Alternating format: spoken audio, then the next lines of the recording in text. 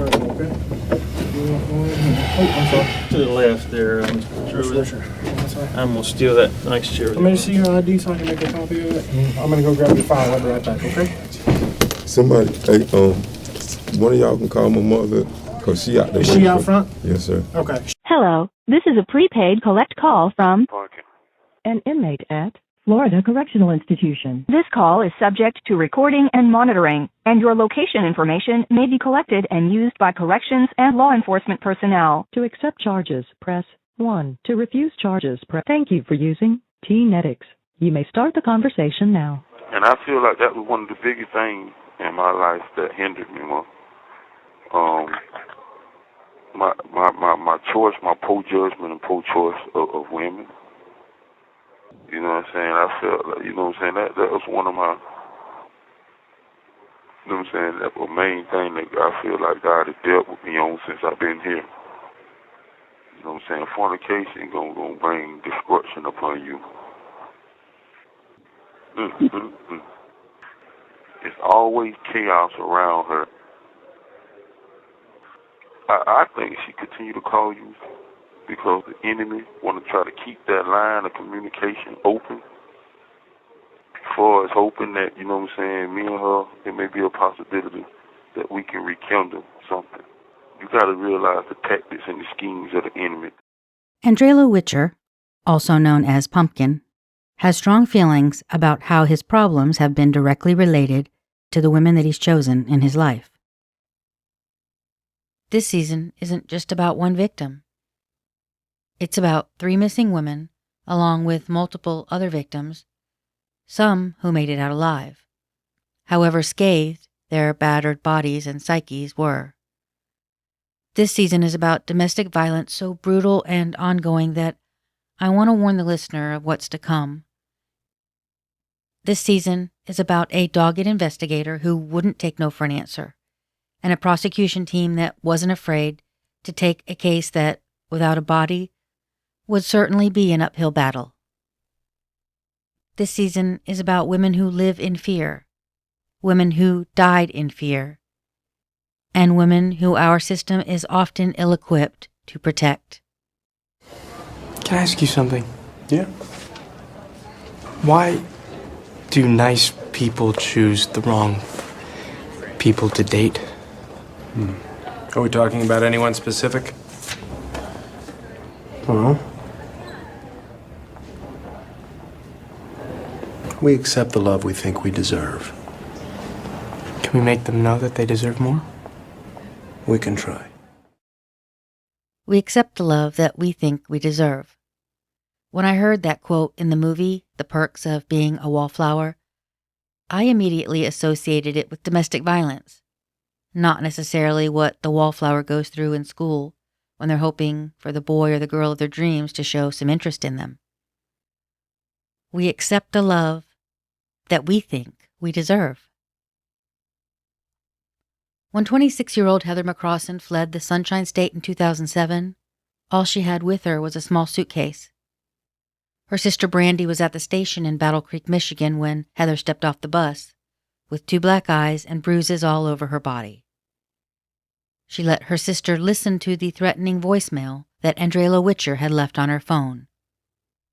"Get your ass back here to testify, or I'll throw you in with the gators."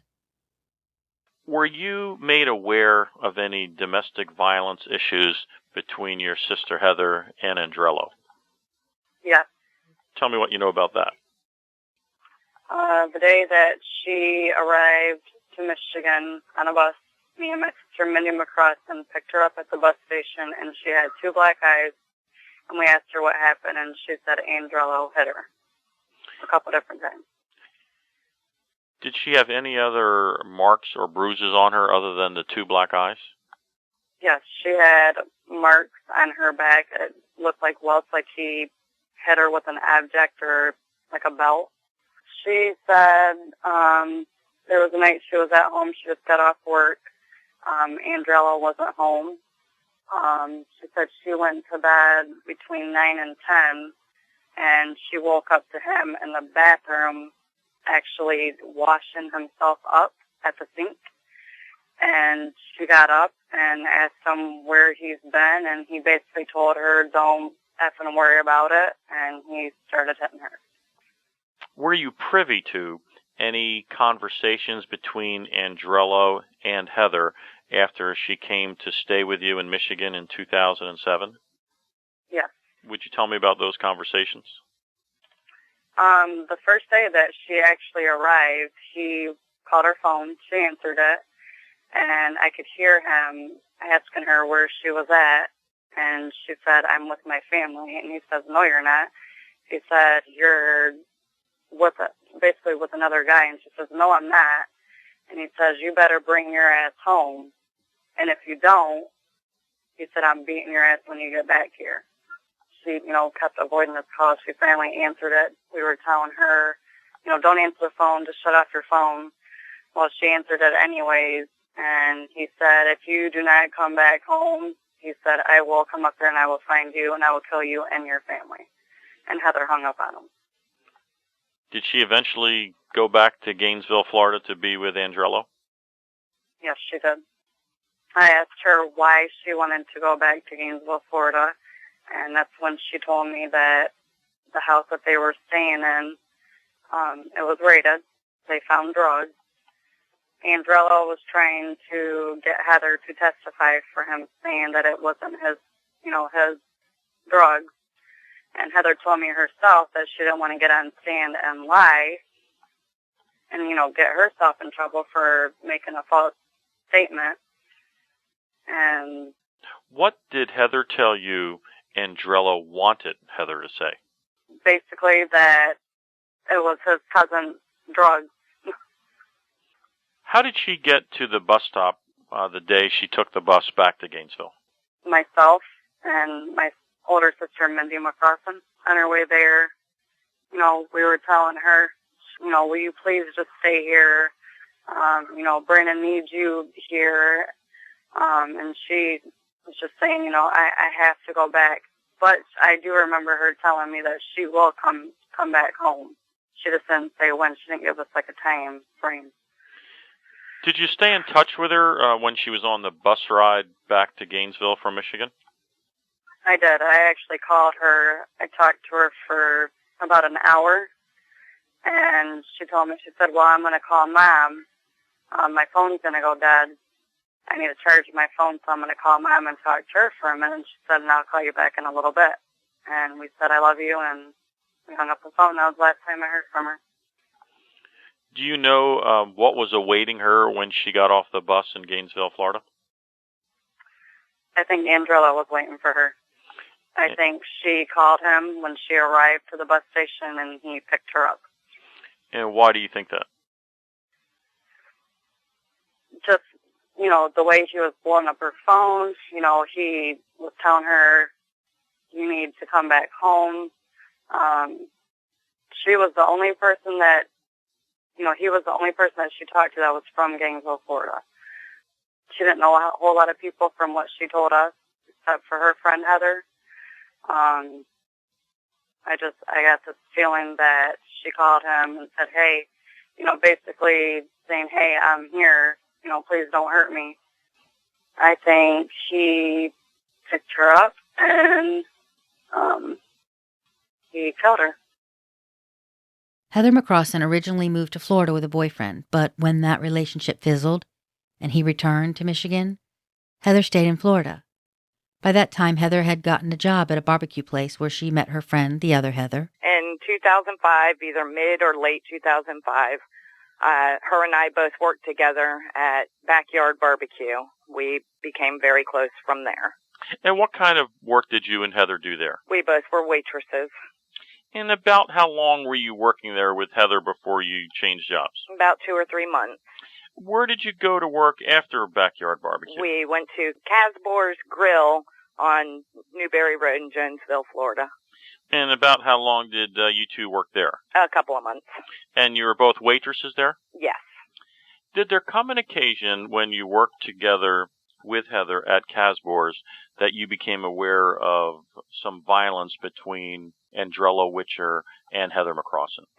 Yes, I became aware with her coming in with a couple of black eyes, Busted Lip, as well as in Backyard Barbecue. He showed up there and would take her money from her.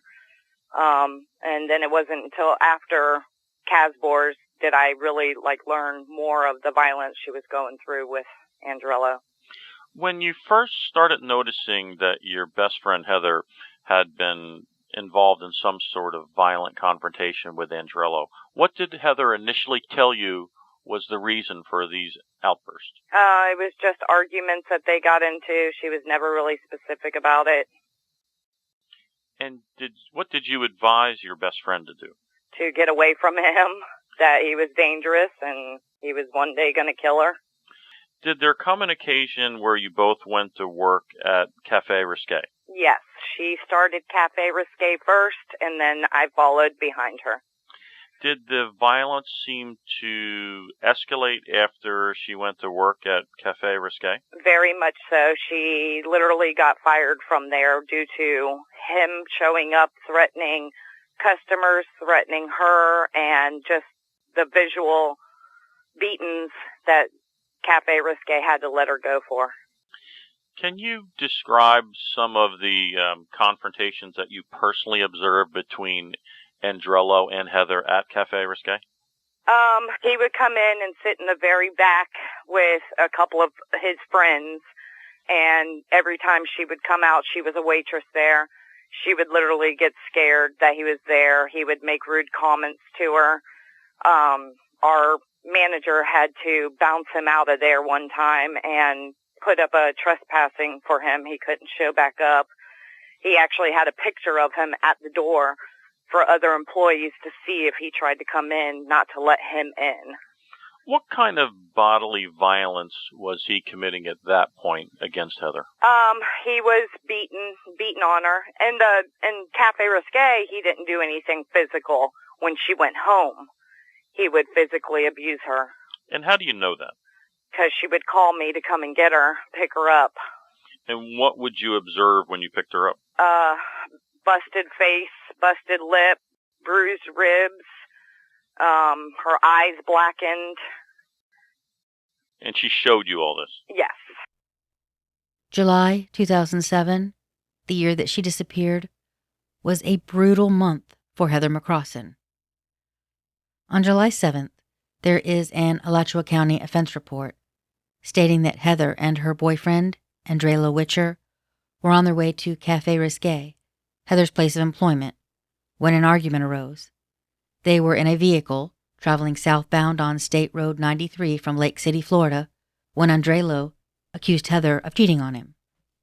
During the argument, Andrello punched Heather in the face repeatedly, screaming at her, "You're nothing but a whore and a bitch." He tore Heather's bracelet off her left wrist, and he threatened that he would make sure she lost her job.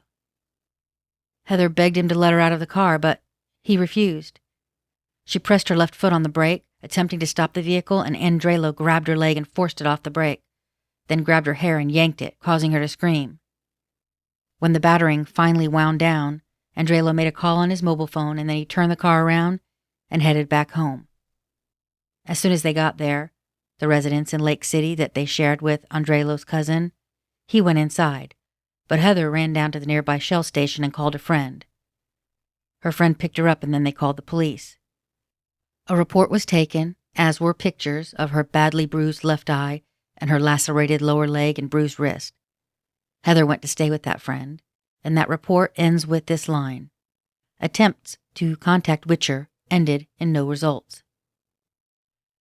A domestic battery complaint was filed the next day. 15 days later, another assault was reported. In the scrawled narrative of Heather's shaky hand, she describes yet another incident in a vehicle where Andrello Witcher pulled out a gun and began to wail on her head with it over and over. The gun slid from his hand and he just kept beating her. In the head, in the ribs, her arms, her back, in the face, her ear, all over. Yet again, when they returned to the Lake City house that they shared with his cousin, Andrello threatened her with a gun, telling her that if she tried to leave him, quote, "You know what'll happen." The next day, they drove to Cafe Risque so Heather could find out about a check that she was expecting. She met a girlfriend in the parking lot and asked her to go in and check on it for her because she was already so beaten up, it would cause questions if she went inside. On the way back home, the two were pulled over by police. As the officer approached the driver's window, Andrelo warned Heather, "Don't say anything or you know what'll happen." It was his oft-repeated refrain, and that's because she did know.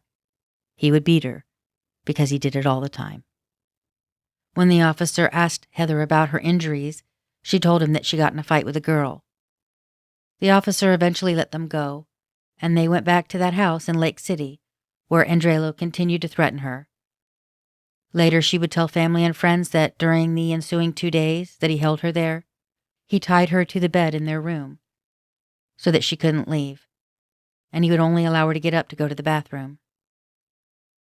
Later in one of his interviews, Andrelo's cousin, who also lived with them, tends to back this up because he says that he didn't see Heather at home much because she stayed in their room. Heather finally managed to escape when Andrelo fell asleep. She drove to a nearby gas station and called her friend, who was also named Heather, who took her to the emergency room. At this point, Heather McCrossan had 2 black eyes, a broken eye socket, and bruises and marks all over her arms and back from the repeated violence that she had endured. One day she had asked me to help move them to her apartment she was getting. So I moved them, and that's where the first really bad incident happened. In December of 2006, Heather was lying in bed in the apartment that she had shared with Andrelo. Heather got out of bed and walked into the living room to find him walking into the apartment. When she asked him what he was doing there, he grabbed her by the face and forced her back into the bedroom. He knocked her down onto the bed, and while Heather tried to fight him off, Andrelo held her down, forcefully pulled off her pants, and sexually assaulted her. During that struggle, Andrelo said, "Please just let me do this and it'll be done." After the assault, when she was able to break free, Heather ran out of the apartment. Andrelo chased after her, with items falling from his pockets as he pulled up his pants. Outside, he knelt down and begged her not to call the police. Heather called her co-workers at Casbor's Grill first to come and get her. Andrelo was still in the parking lot with Heather when 2 of her male co-workers showed up. There was a verbal altercation between the men, and then Heather left with her co-workers. Andrelo chased them in his vehicle, and at some point Heather's co-workers had to pull their car over. Andrelo slid to a stop behind them, jumped out of his car, and started screaming, "You done fucked up now, bitch." The witnesses said that he had his hand behind his back as if he was holding a weapon. Andrelo fled the scene when he heard them calling 911. Police processed the apartment and they noted that her bedroom showed signs of a struggle. The sheets were completely pulled off the bed and lying on the floor. The mattress hanged partially off the box spring. Heather said that he had used those sheets to muffle her screams during the rape. There were cigarette lighters and coins littering the floor next to the mattress, consistent with what Heather had said happened. Things dropping from his pockets as he hurriedly yanked up his pants and chased her out of the apartment. Then Heather checked her purse and she learned that Andrelo had taken $400 in tips that she had earned working 4 double shifts in a row. It's one of the reasons that she had been trying to stay away from him. In addition to all the physical abuse, Andrelo was constantly shaking her down for money. Tell me about where Heather moved to after she got kicked out of the Brandywine. She moved with Andrelo once again to a cousin's house in Lake City, Florida. And how long did she live there with Andrelo? I want to say probably 2 months, 2 to 3 months. That's, I'm not going to give it any more than that. Okay. Did the domestic violence seem to cease at that point or escalate? No. It actually got worse. Tell me about that, please. I was on my way to Cafe Risque to go to work one night, and she called me, told me she had ran from his house and was at a S&S store, I believe it's an S&S store, hiding in the bathroom. He was looking for her, and would I come pick her up? I went and picked her up. What'd she look like when you picked her up? She had a busted eye, he mainly went for her face. And she was bruised up. She had knots in her head. She was bruised up in her ribbing area. So I picked her up, and I have a police officer friend who is retired now in the Lake City Sheriff's Department. I told him that Heather just left Andrello. He was looking for her. She was scared, but all her belongings was at his cousin's house, and we needed to go back and get them. That she was leaving him this time for sure, and she was going to stay with me. And so he got up a couple of other officers and knew that this was a well-known drug house, activity house. And when we went back to the house, Andrello ran out the back door. His cousin remained in the home. Heather went inside to start getting her belongings, and then the top drawer of where her clothes was crack cocaine. And the officers started to proceed to search the house and raid the house while she was getting her belongings. The report states, quote, I observed male and female clothing in the room. At this time, Heather began to gather her clothes and personal belongings. At one point, Heather pulled open the drawer to the nightstand located in the northeast corner of the bedroom. In plain view, as she pulled it open, I observed a small clear plastic bag containing a green leafy substance. There were also multiple empty clear bags in the drawer. All told, police found 13 grams of powder cocaine, 3 grams of crack, and 22 grams of marijuana, as well as paraphernalia indicative of the sale of drugs, including a scale that was in Andrello's closet next to a letter that was addressed to him. Heather was taken to the station for further questioning, and while she was there, Andrello called her and was making threats. At one point, a task force member took the phone from Heather and spoke directly to Andrello, but he refused to identify his location. What happened next was we left from there, came to my house, and Andrello called Heather and said he watched the whole thing of us out there at the house. How long did Heather stay with you after this meeting before she went back to Andrello? She stayed with me for 2 days. First day, everything was fine. She did receive the calls. I told her not to answer to them. Leave them alone. Don't answer to them. The second day, she was outside walking around, which I thought she was talking to her son in Michigan and her grandpa. And then she disappeared. And later on, she was gone. Well, I noticed that there was footsteps on our dirt road leading out to the end of our road, and then about a day or two went by. I didn't talk to her, and she said that she was with him again. Do you know if she moved back into the house with a cousin in Lake City? Yes, she did. She never answered her phone for a few days when I was trying to call her. 2 days, it just rang, rang, rang. On the third day, it went straight to a voicemail, and as if her battery was dead. Well, I didn't talk to her no more. I just let it go, and I guess she was trying to get a hold of me.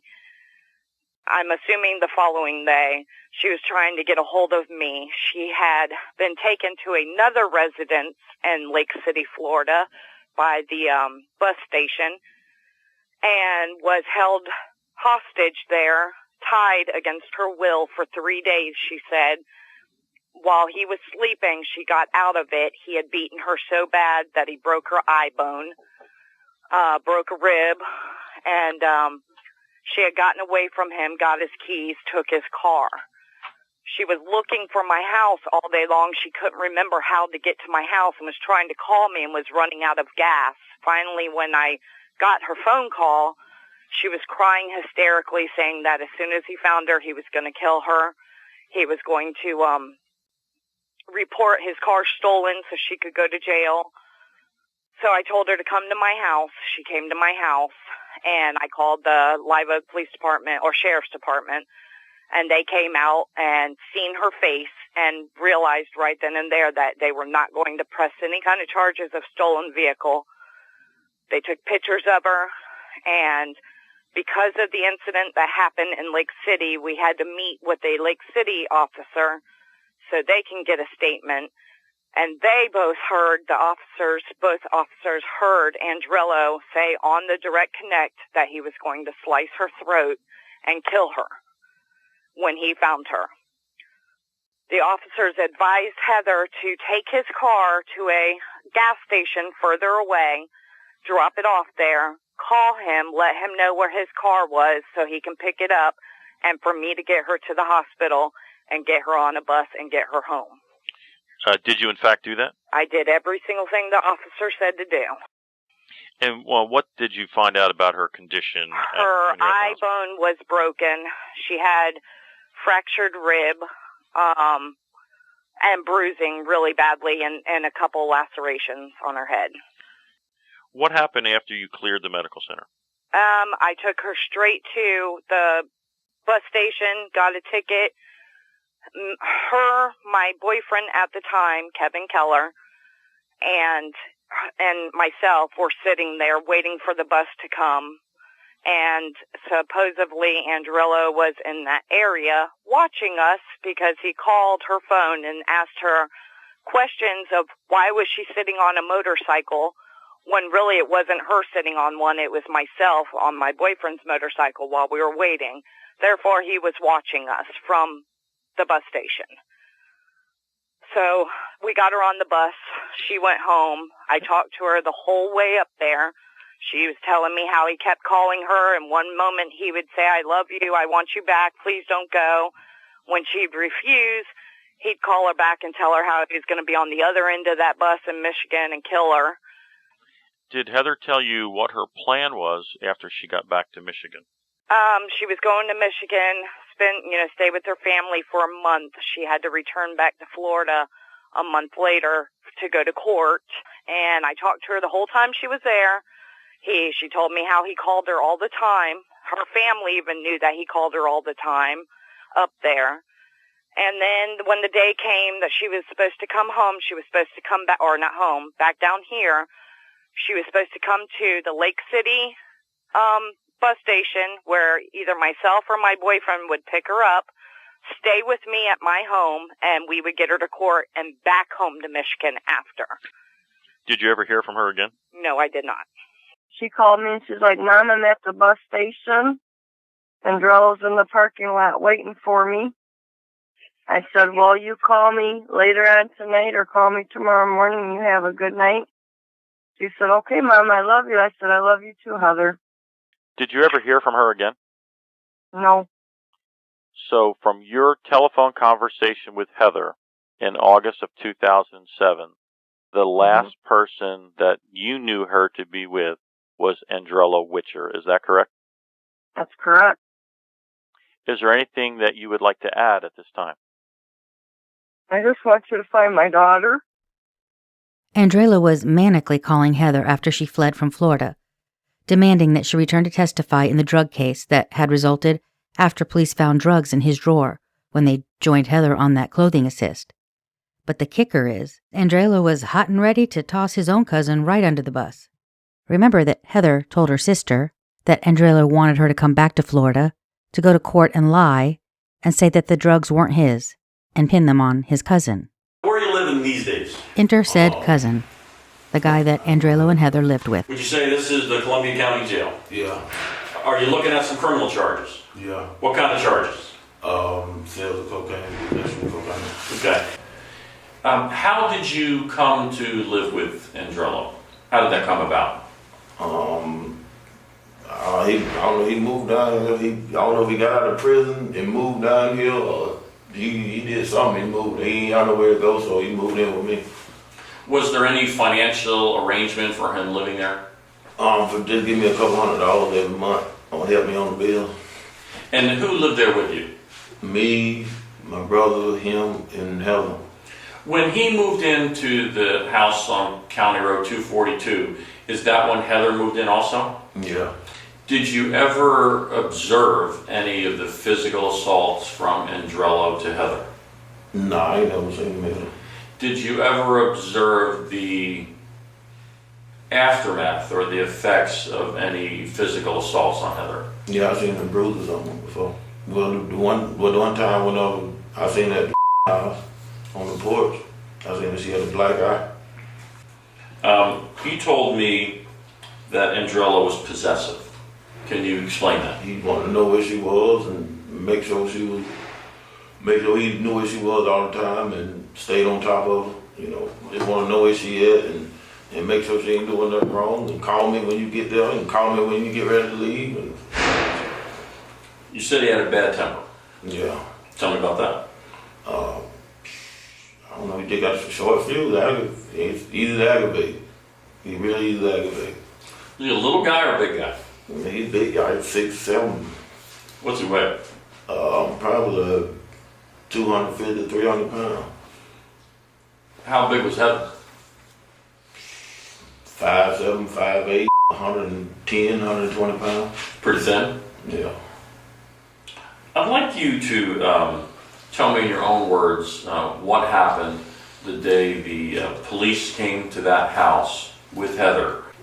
On that day, I know me and Andrello was sitting in the house. We seen the police. He ran out the back door. They knocked on the door. I answered the door. They asked me could they assist her in getting her things out the house. I told them yeah. They come in. She pulled the drawer out and showed them drugs. So they put me in handcuffs and set me down in the living room. She get all her things, and then when she get all her things, I think they took the handcuffs off of me eventually, and everybody left. Did you hear what Heather said to the police about whose drugs they were? Oh yeah, she said it was Andrello's drugs. Did Andrello come back later that day to the house on County Road 242? Yeah, he come back. And did you have a conversation about what happened with Heather McCrossin, Heather Atkinson, the police, and the narcotics? He asked me what happened. I just told him. I told him about they put me in handcuffs. I told him that she went back there and was looking and showed him where the drugs was. And shortly after that, my auntie come over and told him to get out. She kicked him out. The same day? Yeah. How much time did she give Andrello to get his stuff out?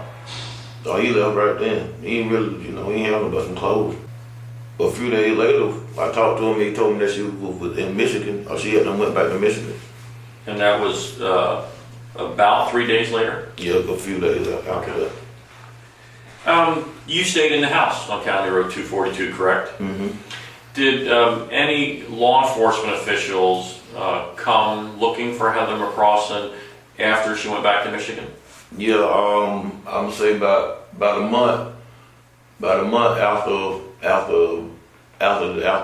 they left the house. He left, she left. I guess that was her last known address. So they went to coming back looking for her with court papers so she can go to court and I guess testify on Andrello. Did Heather ever come back to the house on County Road 242? No. So, to your knowledge, she was never served with a subpoena? No, not that I know of. Did you ever see Heather again after she went back to Michigan? Well, I seen her one more time, and it was like a couple weeks later, but I seen her on the porch. I rode up.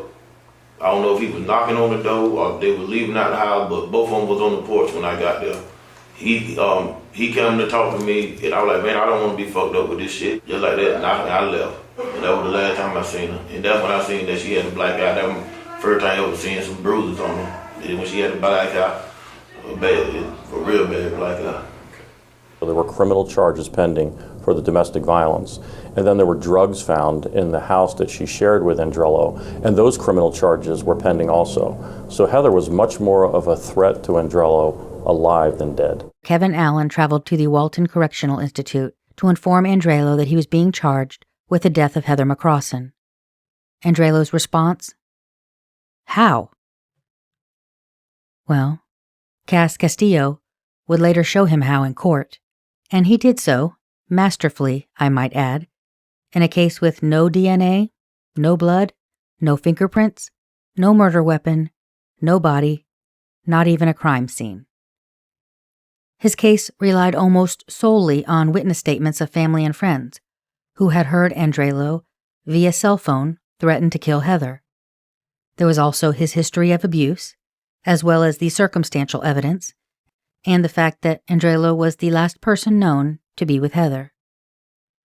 In the end, it was enough to convince the jury.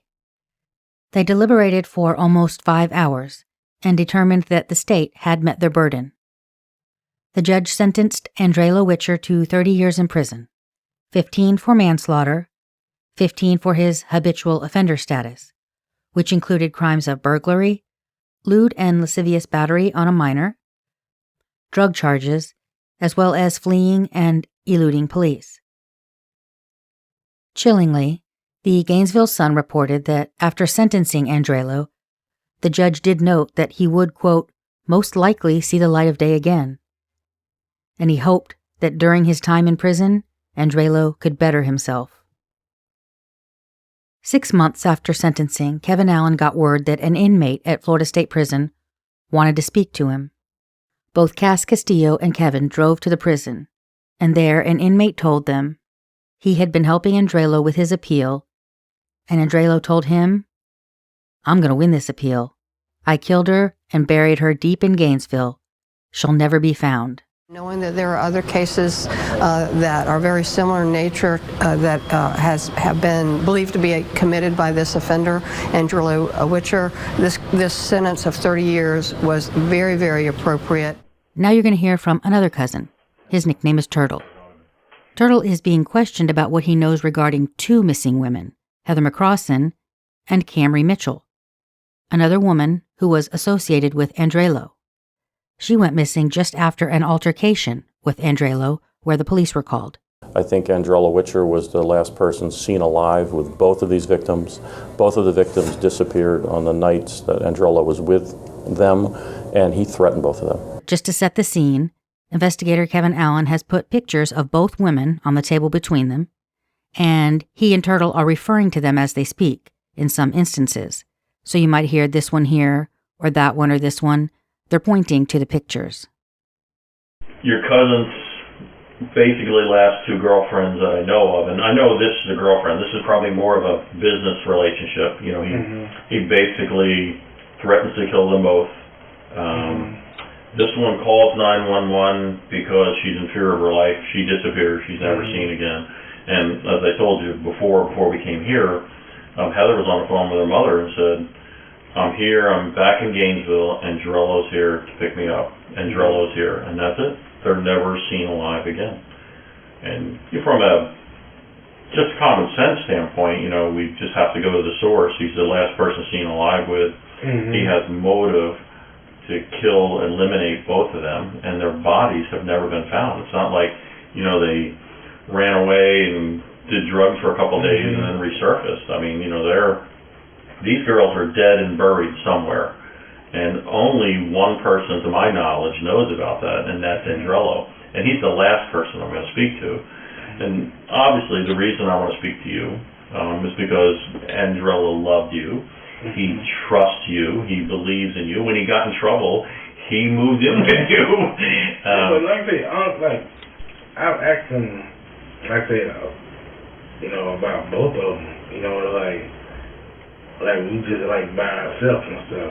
That's the time. You know, and like I say both, like when I asked him, like I was face to face with him when I asked her about this right here. Cause he was, You talking about Heather or Camry? Heather. I was face to face. I was down here when I talked to him on the phone about her, and he was like, cuz, no, I ain't got nothing to do with that.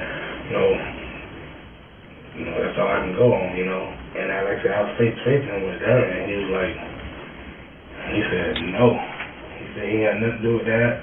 He got me there. I think my mother called me one day and said that it was all, I guess, CSI out to my grandmother's house and stuff.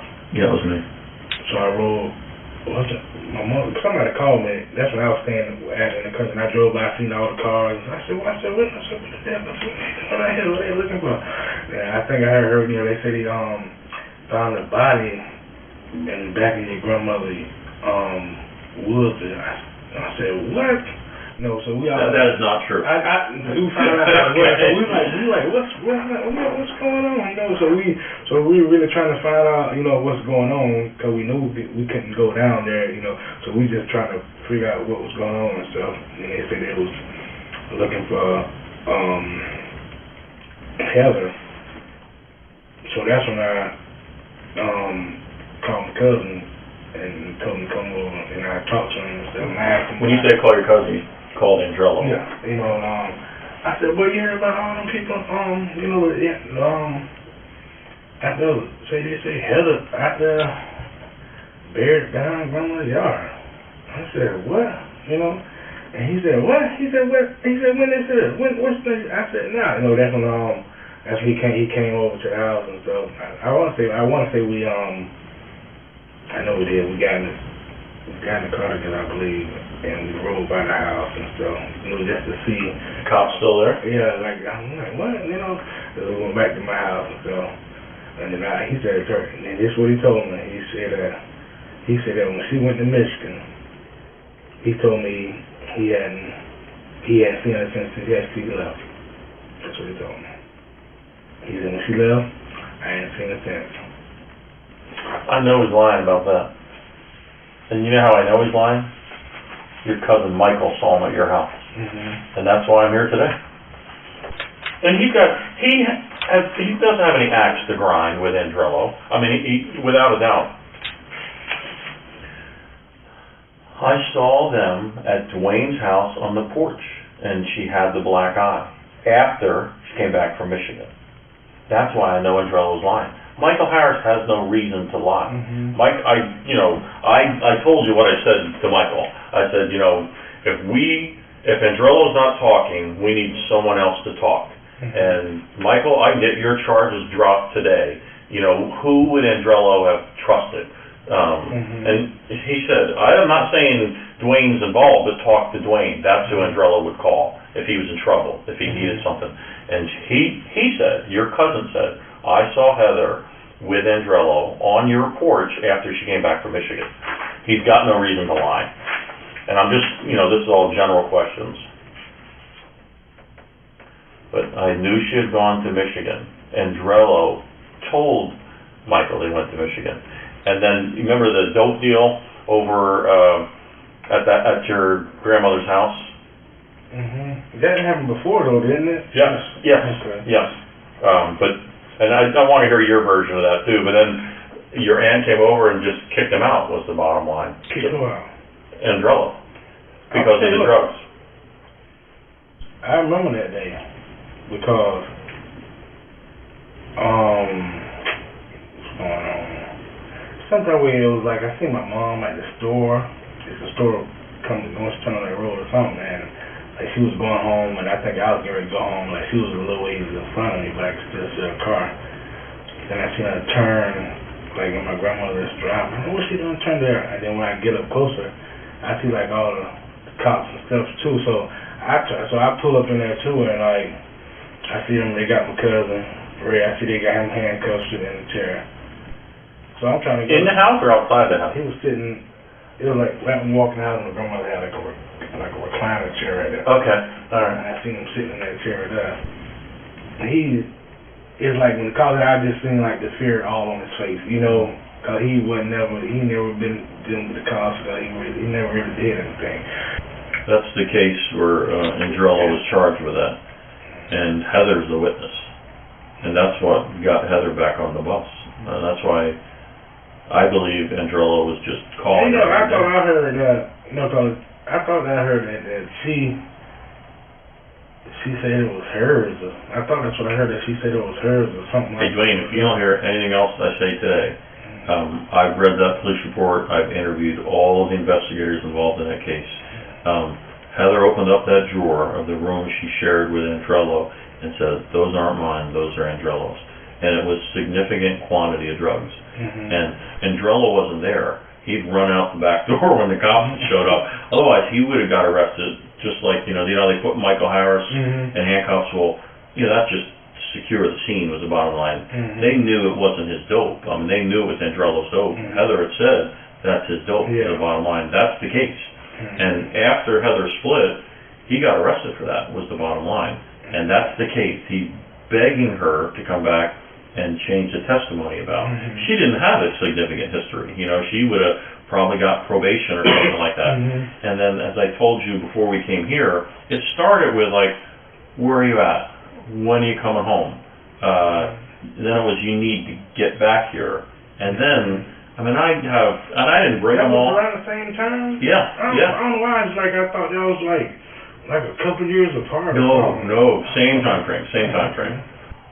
Well, it's funny when I was talking to Michael, who I like, he's a decent guy, straight up, just like you.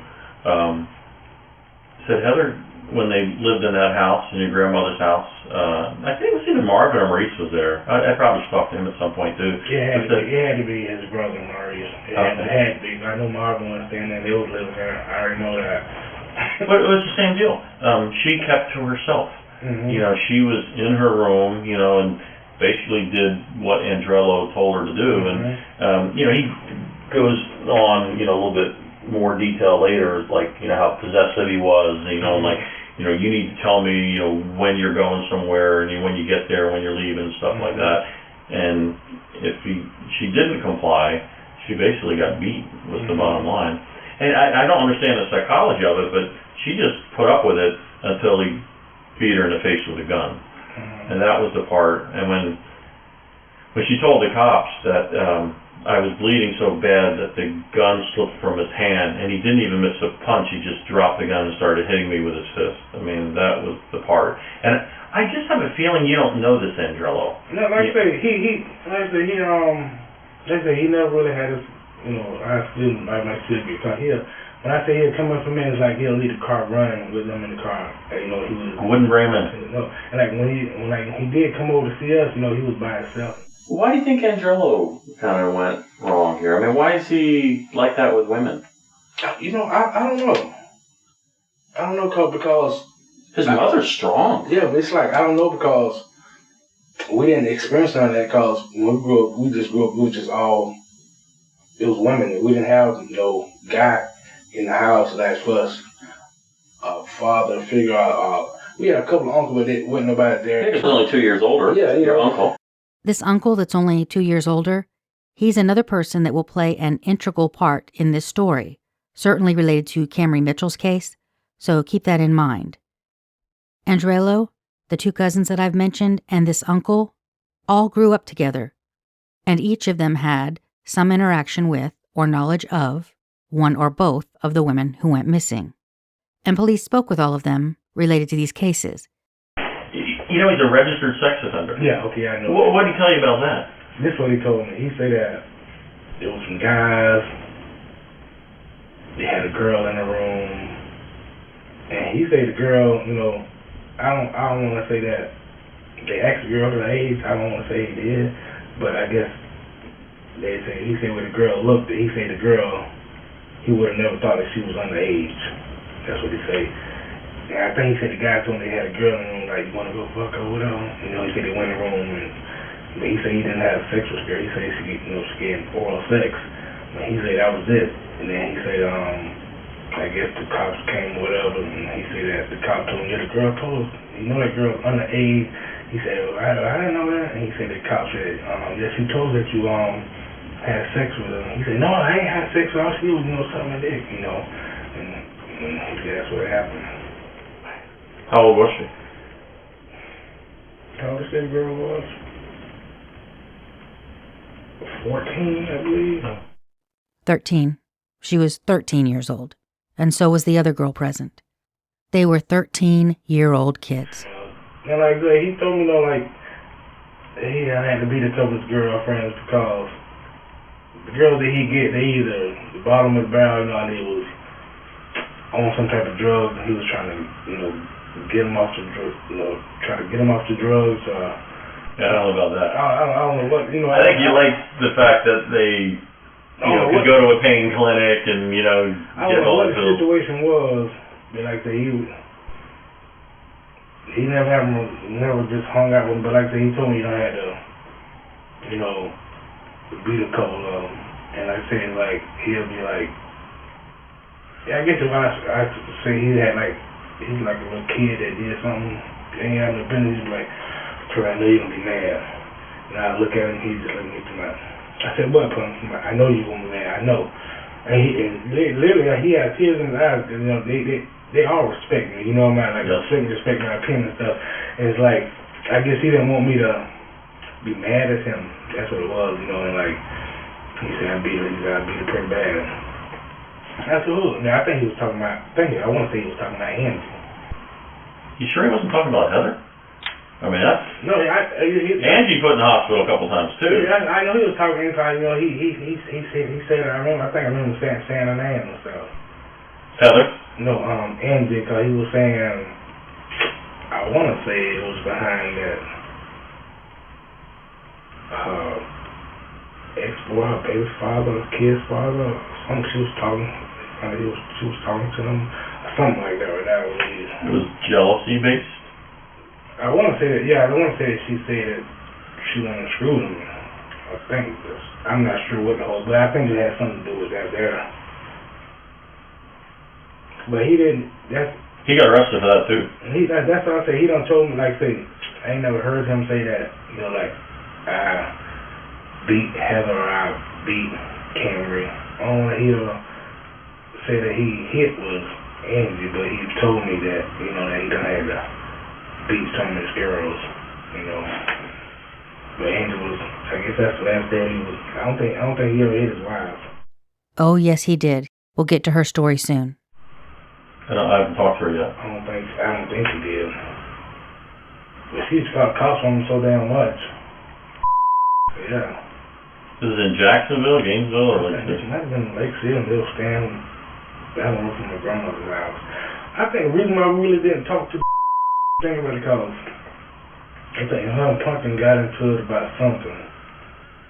And he was down to my grandma's house. He was like, Charlie, I called police and said I did this. So I said, what did you do? He said, Charlie, I ain't even touched it this time. He said, ride down there and see what's going on. So I get my... He counts on you. So I get on the bike, I ride down there, I see the ambulance, I see her standing outside talking to him. I guess there's a couple cops down there. So I just ride on the bike and turn around. And I seen her look at me, then I seen everybody else turn and look at me and stuff. Then he called me over there and stuff. Oh, man. Oh, here's Angela's cousin. Have you seen him? And he said that she said that he choked her and whatever. I said, no, I haven't seen him. But she lived with you, right? She lived with us for like a little while, but her and Pumpkin, like, they lived together. You know? Well, it's funny. So kind of what Andrello's mom told me about Heather, said that you know, she wasn't condoning the beatings to Heather. I mean, she was very protective and loyal to Andrello. Like I said, she wouldn't even invite me to her house for half an hour. But when I finally did come in, she said, you know, it isn't all Andrello's fault, you know. I said, you know, these girls just really did him wrong. And said, Heather was... Like I said, I think a lot of the girls did him wrong. But I honestly, I blame him. I don't blame him because it was the selection that he chose, you know what I'm saying? Like, it's like he set himself up for failure. It's like he was trying to save a lot of the girls, but it's like he got mad, like, when they fell back. You know what I mean? I think he got low self-esteem. Cause it's like Andrello? Yeah, cause it's like I think my wife was. Him and my wife, they were friends. You know, they had like low self-esteem. He felt like he had to have, you know, like nice stuff, you know, nice clothes and, you know, nice car for a girl to like him. You know what women like? We like it when you don't beat us in the face with a gun. We like it when you don't repeatedly choke us. We're not crazy about being locked in a room and controlled to the point that we can't go anywhere without permission. Andrello obviously had his family fooled about who he really was, and that is clear in the commonalities of their stories. They are all willing to give him the benefit of the doubt while constantly speaking badly about the women that he abused. It should be noted that abusers, they count on that sort of thing. The people around them either ignoring their bad behavior or making excuses for it. Well, I'm going to ask you right off. Did you have anything to do with the disappearance of Heather Carlson? No, sir. Do you have anything to do with the disappearance of Camry Mitchell? No, sir. Did Andrello, and this is probably the worst photo we have of him, has he confided in you anything he did illegal or wrong to Heather or Camry? No, he said he he has nothing to do with me going there with his parents. For sure. Yeah.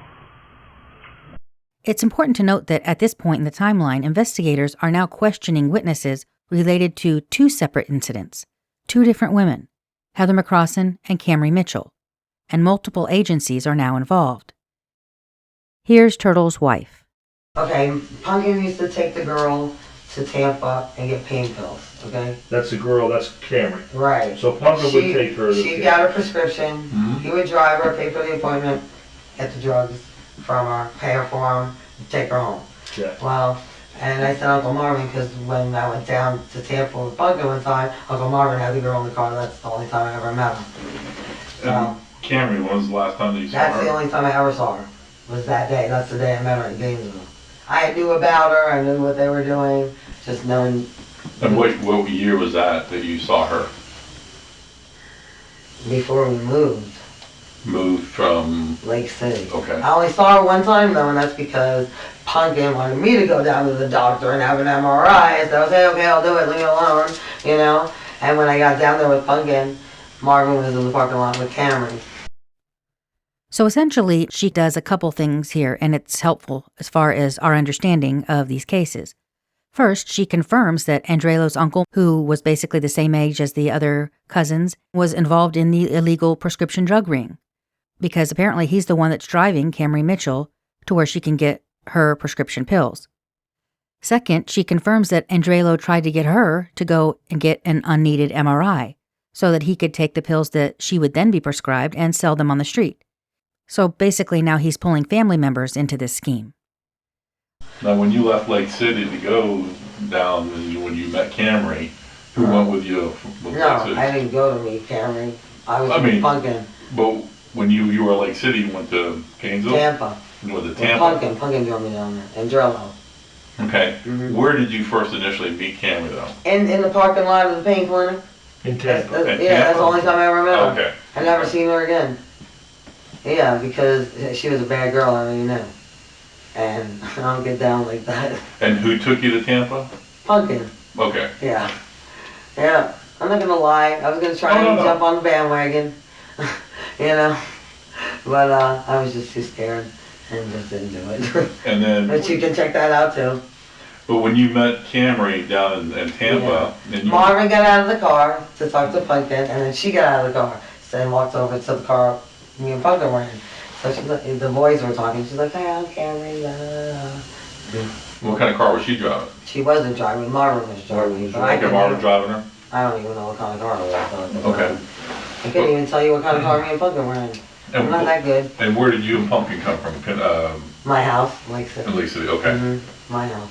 Yeah. See, Pumpkin lived with us the majority of the time that I've known my husband. So she says, Pumpkin lived with us the majority of the time I've known my husband.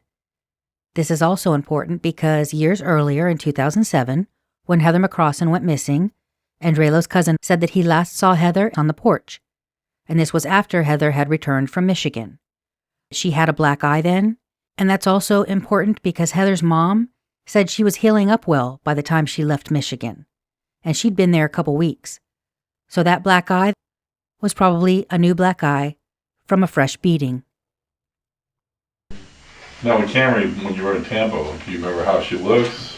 She was a small girl. Oh God, she probably had a little mini skirt on. I think she had blonde hair and a tank top. Just looking like a tramp. Thin. On drugs. Yeah, I think she was little. She was little. She was a kid. What color hair? I think it was blonde. Blonde. Yeah.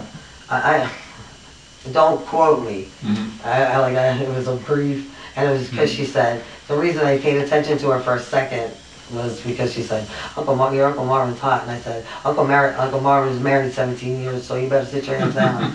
Because I don't like that either. So the last time you saw her That's was with Marvin? Yeah, it was with Marvin. Yeah. But I do know from Pumpkin, personally, that, he told me one story and Kevin elaborated on it. So Pumpkin told me, because we called Pumpkin, because news traveled fast down here. But what the hell's going on, Pumpkin? And he said, I took her down to Tampa, I bought the pills, I paid for her apartment. He said, and when Angie and I left the house, she got into the house and stole back her pills. So he went back over there apparently with a gun and demanded his stuff back. If something goes on with family and the different parts of the family, we come up with our own, hey, what would happen? Yeah. What do you think may have happened? Well, I'm going to tell you exactly what the detective in Lake City said to me. Because I didn't want to disclose too much about Pumpkin. He does sell drugs, but I wasn't going to just say that, you know? It's not my business. And, but the officer from Lake City came and questioned us, said, he's a drug dealer. I know what he does for a living. He sells drugs. I said, okay, yeah, he does. So he said, Pumpkin's exact quote to him was, why would I kill my cash cow? So I said, well, that makes sense to me too. If that's the girl bringing him money. Except that, quote, cash cow had called the police on him and could now be a witness in court to the burglary at her home. Andrelo was arrested for that burglary, and he already had a history of getting rid of a woman who was going to testify against him 5 years prior, when, as alleged by the state, he killed Heather McCrossan and disposed of her body. That's motive right there, and it was also his M.O. Hello, this is a prepaid collect call from an inmate at Florida Correctional Institution. My money wasn't on. About to put no money in my account, and this is what. See, and you know what I was thinking about last night. I just wanna. This is what I don't like about you, and I hate it. You don't care. You do this. Your word is. You always go back on your word. Oh well, Pumpkin, you ain't got to worry about this and that. But then I'm gonna let Angela start doing this. A year ago, you was like, Pumpkin, you need to stay focused on the Lord. Don't worry about anything, put money in your account. I'm going to start doing it. But then the enemy always uses you later on. Oh, well, I'm going to start letting her do this, and I'm going to start letting her do this. Getting my emotions off messed. I just get... But a year ago, you were like, don't worry about that. I'm going to keep money on your account. You just focus on you. And then you start letting Angela start talking about putting money on my account.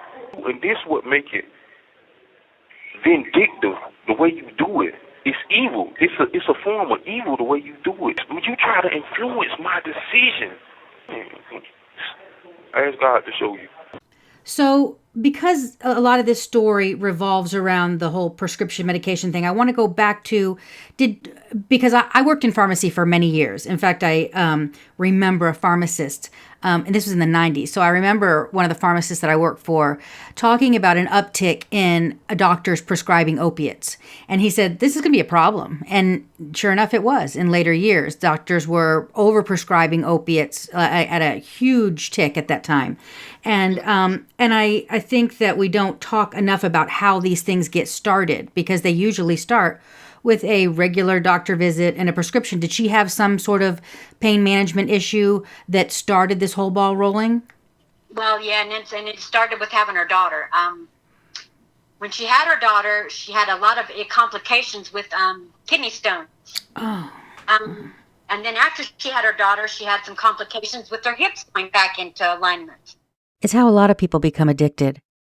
At first, the medications are prescribed for a valid reason, but once they become addicted and the doctor will no longer provide those narcotics, the person will find other ways to satisfy that need. Opiates in particular are a high-volume medication that are prescribed at these pain clinics, and they are also drugs that have been ravaging this country for the better part of the last decade or so.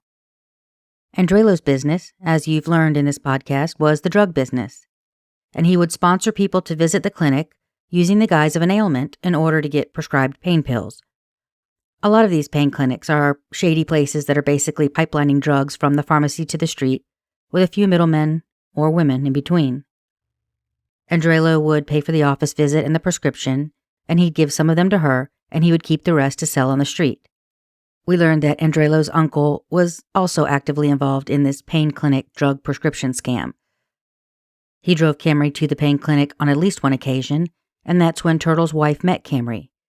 So after Camry and Andrelo visit the pain clinic and the pharmacy to get the drugs on August 24th, there appears to have been a disagreement about the pills.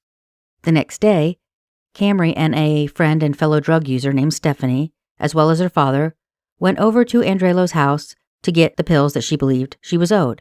And it is this series of events that sets up everything that will follow.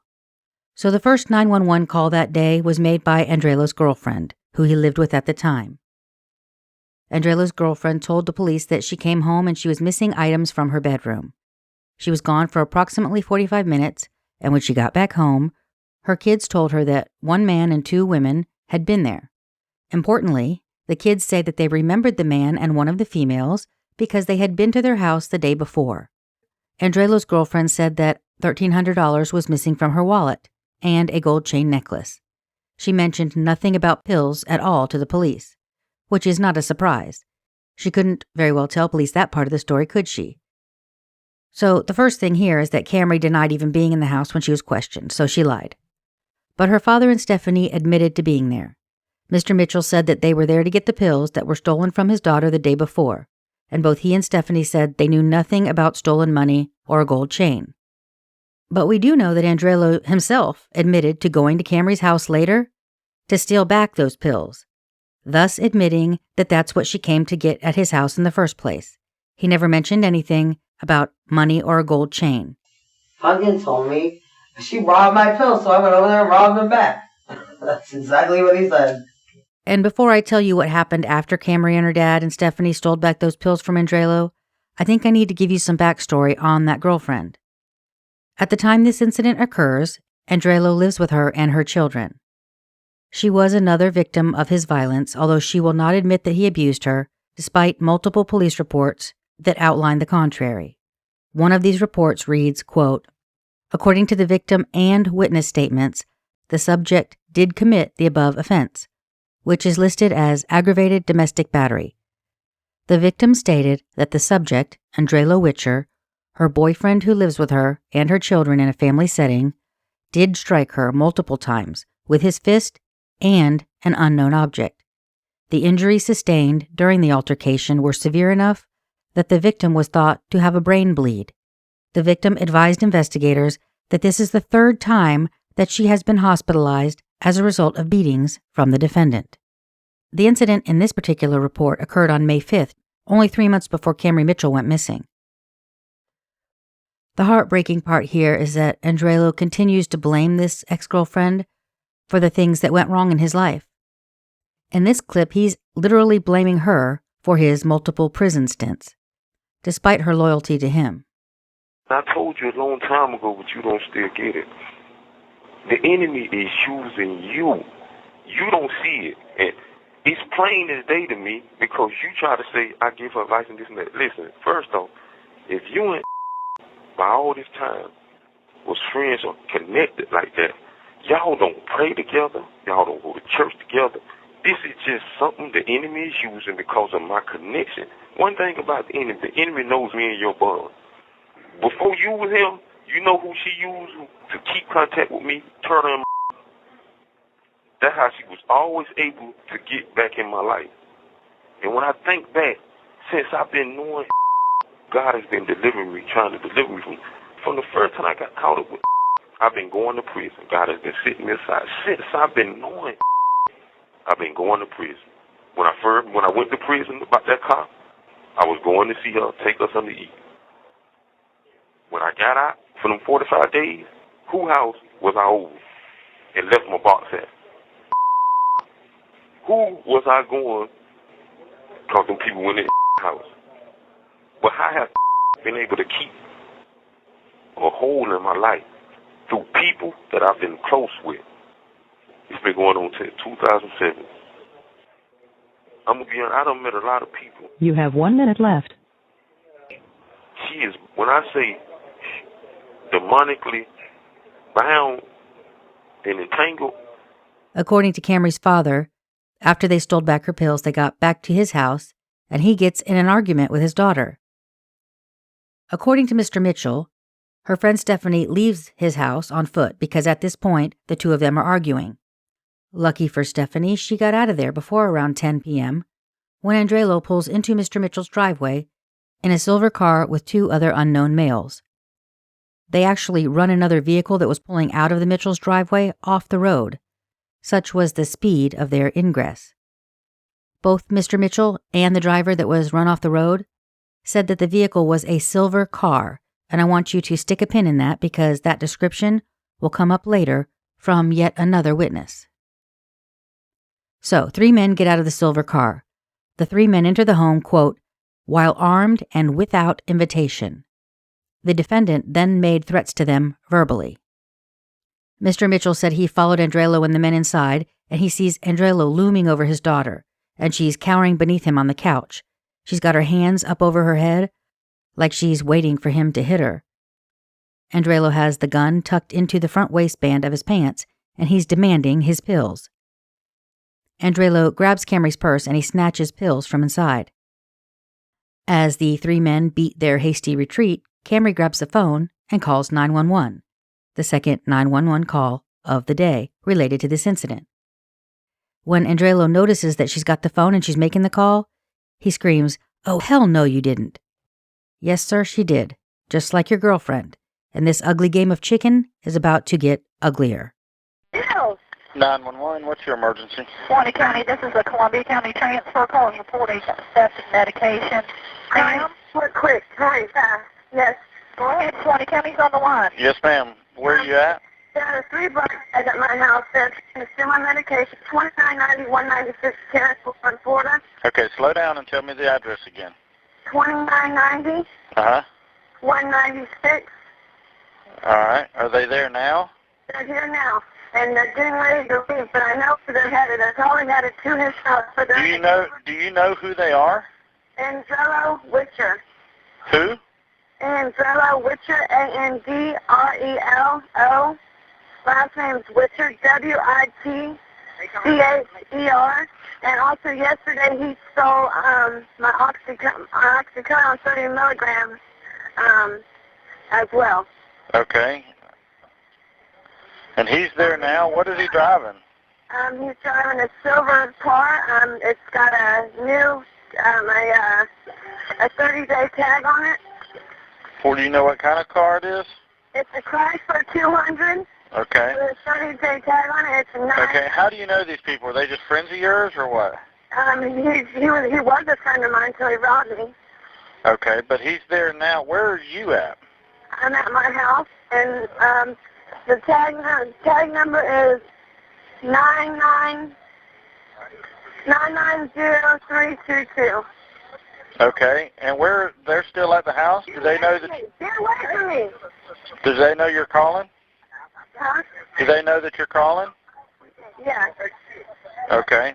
Have they left yet or what? No, they're getting ready to. No, he don't. Got my return from yesterday. No, he don't. You stole my pills yesterday, and you know it. You're going to get prosecuted for it. What's your name, ma'am? My name is Cameron Mitchell, sir. Cameron Mitchell? And they're leaving right now, so. Which way are they headed? They're headed towards, probably headed towards, Branford on 49. That's where they live.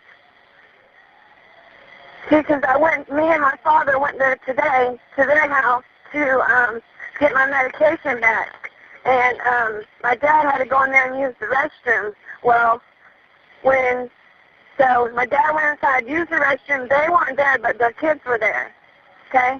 So when we left there, about 3 hours later, I had 4 deputies up here at my doorstep saying that I broke in their house and stole some money or some crap, which all those 5 kids are saying that I was in the house when I didn't even go inside the house. Okay, where do they live on 49? 22601 County Road 49. They live right off of 49. 22601? Yes, sir. And I mean, they just come up in here, all 3 of them ran up in here like they was going to kill us or something. Seriously, like, I'm scared for my life. Friggin' big guy. All right, I'll send them to you, okay? Well, I mean, but they're gone? They're gone now, so. Okay. I mean. All right, I'll still send the deputy out there, okay? Okay, thank you. All right, bye. Camry's dad says one of the other men aggressively turns around and runs toward Camry on the porch, but Andrello calls him back to the car and throws her pills down in the yard. Before driving off, according to Camry and her father, Andrello threatens them that he'll be back, and he warns them how their cars might not be safe on the road. Those are pretty specific threats. Basically, I'm coming back for you. I know what you drive, so even if you leave, I'll find you. About an hour later, police arrived and took the report from Camry and her father. According to her father, when the deputies left, Camry told him she was leaving and she was going to her mom's house in Ocala because she was afraid Andrelo and his friends would come back. He says that she left around midnight, and then sometime after that he passed out. The next day he called Andrelo's phone to tell him that he would take care of whatever happened and not to harm Camry. And then he tried to call Camry several times, but he couldn't reach her. He left his residence and he went to stay with another daughter. He said 3 or 4 days later his daughter asked him where Camry was, and Mr. Mitchell told her she was at her mom's house, where Camry had told him she had gone. He said his other daughter started crying and she said she wasn't there. It isn't until a week after the original incident that Mr. Mitchell reports his daughter missing. Police tried to make contact with Andrelo at his home, but he wasn't there.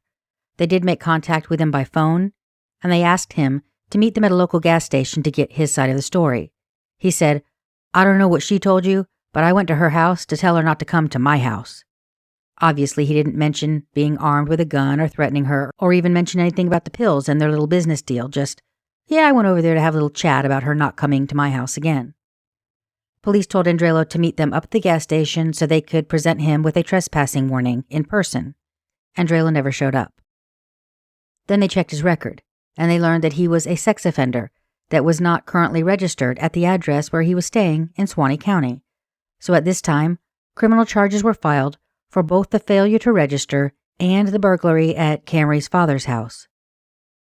It's important to note here that for both of these violations, Andrelo was probably looking at some more serious time, given his record, and he knew that.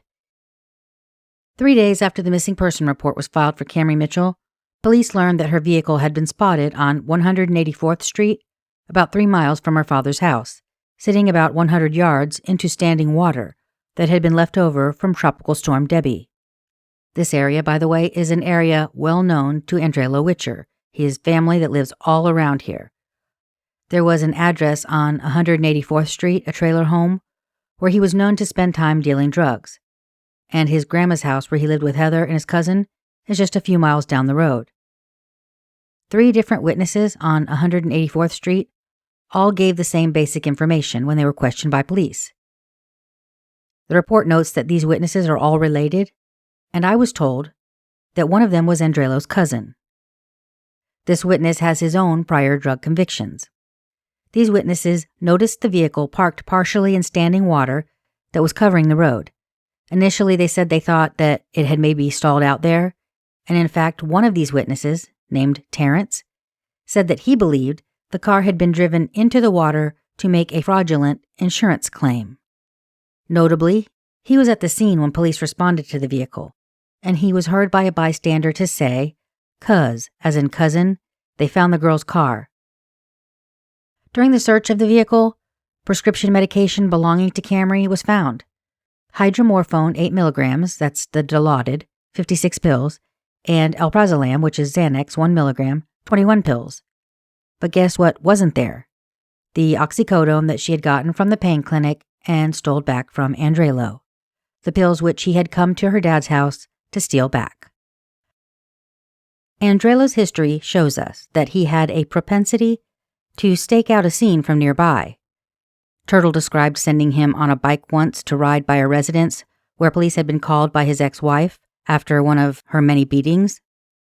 Another time, he said they rode by his grandmother's house while the CSI investigators were searching for a body. Andrelo was also watching the bus stop when Heather was leaving for Florida, and you have to ask yourself how he knew she was going to be there at that specific time, unless he was following her. Do you remember what Camry's dad said to Andrelo that night as he and his boys left and Camry was on the phone to 911? Her father said, "It looks like the law will be handling this anyway." Andrelo's response, "It won't make it that far." It didn't, in Heather's case, because their star witness went missing.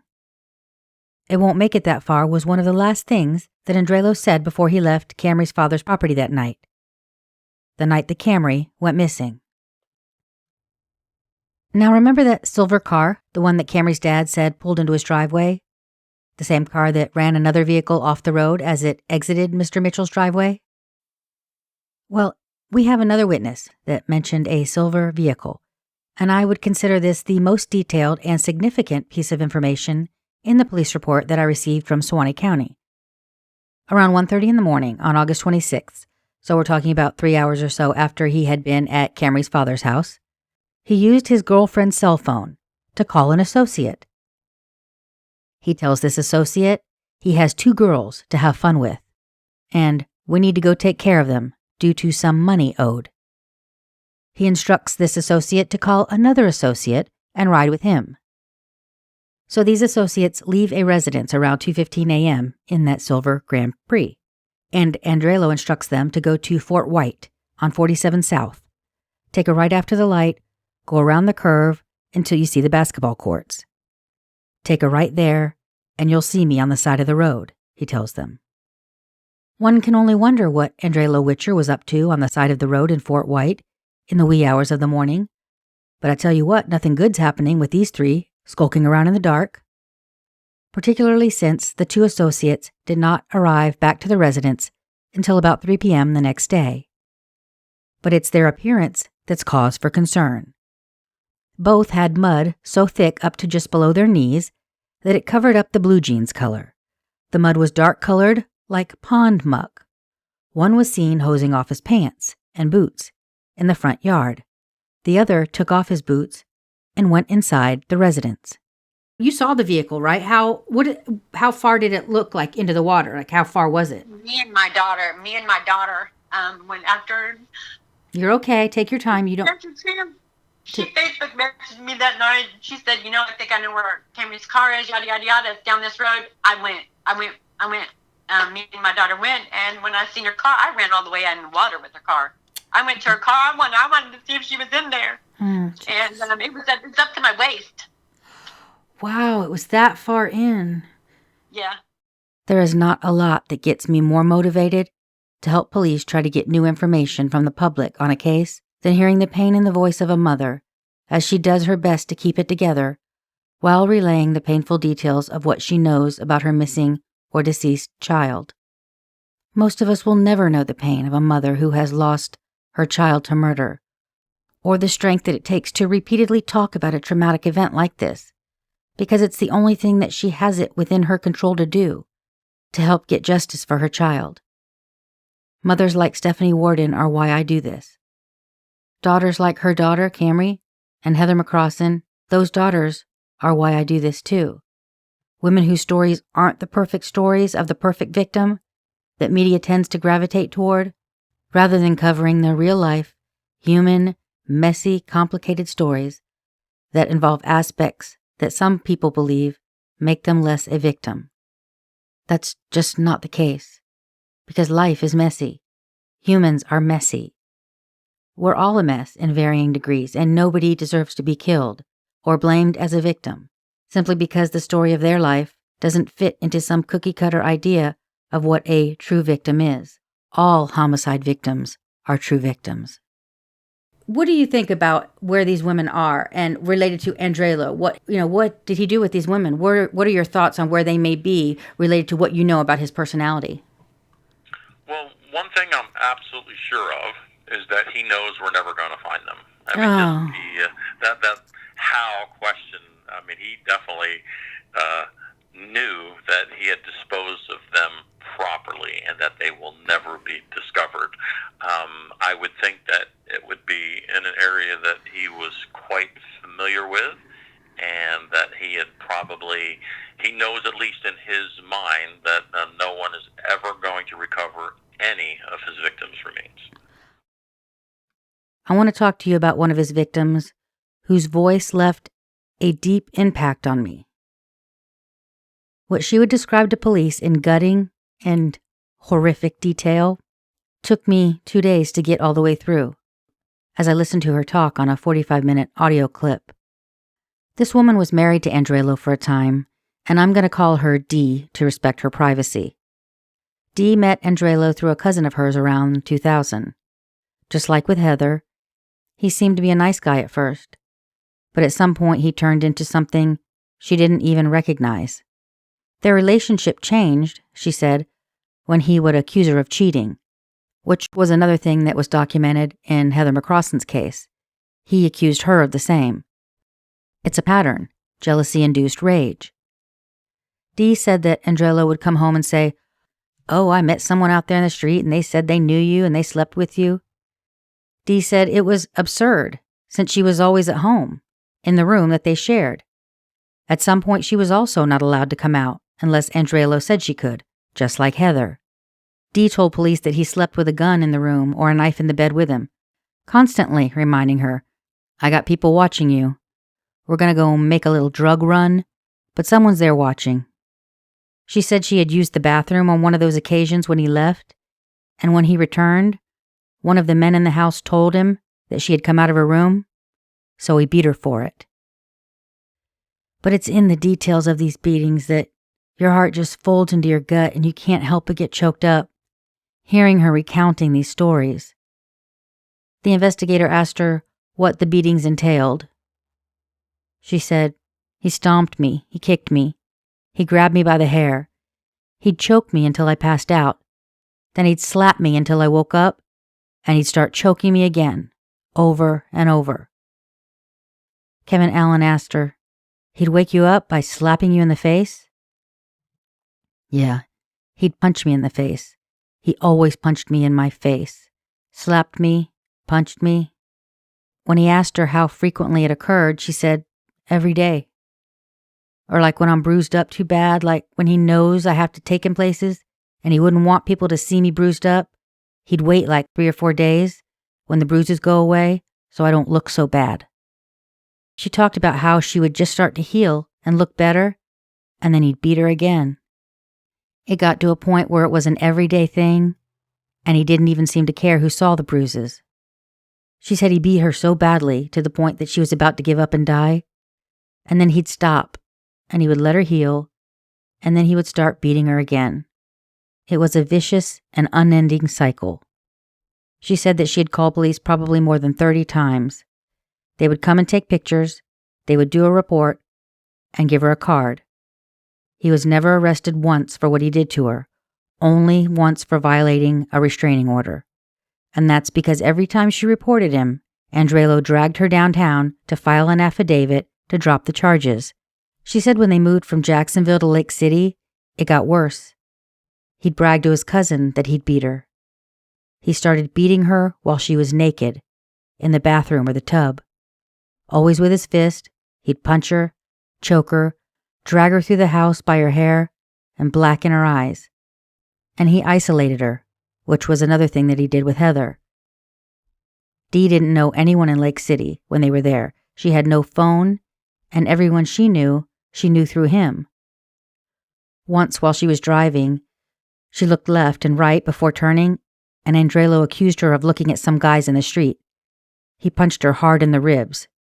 She said it hurt real bad, but she always hurt real bad, and it wasn't until she started getting short of breath that she thought maybe something more dangerous might be going on. He told her to get in the tub, maybe that would make her feel better. But he came in there and started ranting and raving about those dudes that he thought she had looked at, and he started beating on her more. She said that Andrello gave her marijuana for the pain because even he could see that she was getting worse. At this point, a female who lived in the house at the time, this was in Jacksonville, told Andrello, "This girl is going to die if you don't take her to the hospital," but he angrily insisted she'll be all right. The next morning, Dee was turning blue, and she was barely able to breathe. Her whole side was green from where he had punched her, and she had been vomiting for several hours. When the people that they lived with again told him to take her to the hospital, Andrello yelled, "No, she's not going anywhere." And then an argument broke out. They told Andrello if he didn't take her to the hospital, he'd have to leave the house. They were prepared to call the police. I guess that did it, because they all piled into the car and drove to St. Vincent's Hospital. Andrello opened the door, and he told Dee to get out. And then they left her there, like an abused animal, and they drove away. She was in the hospital for a week. He'd broken a couple of her ribs, and one of them punctured her liver. She had internal bleeding. The doctors told her that she'd made it just in time. She almost died. Dee recounted another harrowing incident.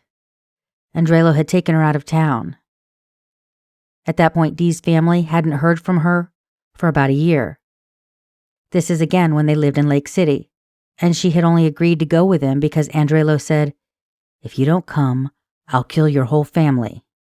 So she left with him.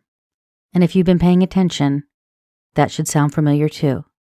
You see, Dee had fled Lake City, just like Heather had, and in this case, Dee went back to Jacksonville, but Andrelo came for her and dragged her back to Lake City that night. He took her from her cousin's house, and there was a group of family members there. He arrived and he said, "You already know, get in that car, let's go." And she said, "I'm not leaving, I'm not coming back." And he yelled, "Get your ass in that car, or I will kill everyone in that house." Then he grabbed her and shoved her into the car. She said he was doing 100 miles an hour on the highway, telling her they were going back to Lake City. He said he dug a hole and he was going to put her in it. Hearing this and believing that that hole was her grave, Dee clawed at the door of the car. She was prepared to jump out of the moving vehicle, but he had a hold of her. He had her by the neck and by her hair. She was trapped inside the car. And this is again another instance where what he did to Dee matches what he did to Heather. Andrelo liked beating on women while they were in cars, while holding them captive in a small space from which they couldn't escape. Eventually he had to stop for gas, and Dee saw this as her only opportunity. She told him she had to go to the bathroom. She locked herself inside, only then realizing that it had brick walls and no windows with no escape. She said she stayed in there a long time, long enough for him to come knocking on the door. He was whispering to her under his breath, telling her to get out. No one was there to come to her rescue, so she finally opened the door. They arrived back in Lake City, and Andrelo took her to an area near where his grandmother lived. It was a wooded area, and he took her there at gunpoint, forced her into what she believed was a cornfield. She said he pointed the gun at her, and he pulled the trigger. She heard a click, but it didn't fire. She was so panicked, she had to think fast. "Are you hungry? I'll cook for you." She did the only thing that she could think of doing. She babied him, appealing to his ego and his controlling nature. It worked. That probably saved her life. When the investigator inquired about whether any of his family knew that Andrelo beat Dee, she said that she had run to his grandmother's house for safety on multiple occasions, and that when his grandmother died, she felt hopeless. And that seems to be another point that Turtle corroborated in his interview. He talked about how she must have been telling his grandmother things about Andrelo. She also said that she had told Andrelo's mother about the abuse. She said Andrelo's mother's response was, "He's not like that. I didn't raise him like that. Just be easy with him. He's a big baby." "Your son beats me," she told his mother. "That's your husband, girl. You got to be submissive to your husband." I'm sure you're wondering how she got away. She said, "I made him not want me anymore." You see, Andrelo was very precise about everything. She said, this here, that there, do this, do that. So she stopped doing everything that he asked her to do, because she was already getting beat, so why bother, right? Before long, he replaced her. He started seeing someone else, and that was her cue to get the hell out of Dodge. They were in Gainesville at the time, living with Andrelo's mom. She had already left, but she came back to pick up some of her things, and she got a call from Andrelo's mom. She said, "I need you to pick up my son. He's in jail. That girl had him arrested because he beat her." He had just replaced Dee, and he had already started beating on her replacement. Dee said the last night that she was at his mom's house getting her stuff, some girl came banging on the door. "Andrelo, open the door. I know she's in there. I know you're cheating on me." Obviously, she just didn't know, Dee said. "This isn't my man. This is your man. I'm leaving." The investigator asked her if she remembered this girl's name. Yes, her name was Heather. Heather McCrossan. The next morning, Dee is walking out with her stuff. and Heather pulls up. She confronts Dee about why she's there with her boyfriend. And Dee just says, "If you don't leave that man, he's going to kill you." And then she drove away. I want to leave you with something that she said about the violence. "He would beat me so much, every day, to where it just didn't even hurt no more. But I knew that he beat me because I saw my face. I saw my body. So I know he beat me. But I just didn't feel it sometimes."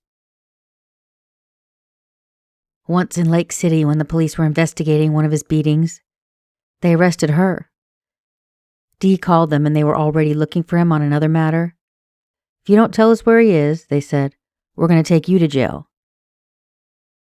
And you know what she said? "Take me to jail. He's going to come back and beat me anyway." She said the only relief that she got from his beatings was when Andrelo was in jail or prison. But it wasn't just the beatings. It wasn't just that Andrelo had managed to pull out most of her hair. He'd beat her, and that he would force her to have sex with him after a beating. He'd hold her down, choke her into submission, and force himself on a wounded woman. Dee lived and still lives in constant fear of what Andrelo Witcher would do if he ever gets out of prison. Or, I imagine, what he could have someone else do for him. Every day, all the time, she's afraid. I would hope that there's one thing that we can all agree on. Nobody should have to live with life-altering trauma like that because of the actions of another human being. And nobody who perpetrates that kind of brutality and terror on someone should ever be allowed to walk among us. Ever.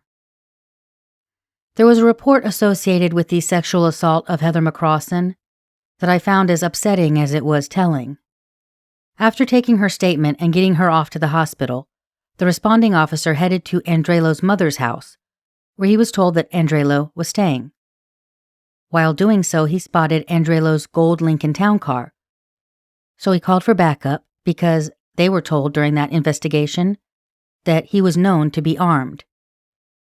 Once they responded, the team set up at the entrance to the subdivision. While they were gathered there formulating their plan, they observed a vehicle matching the description of his mother's vehicle approaching the exit.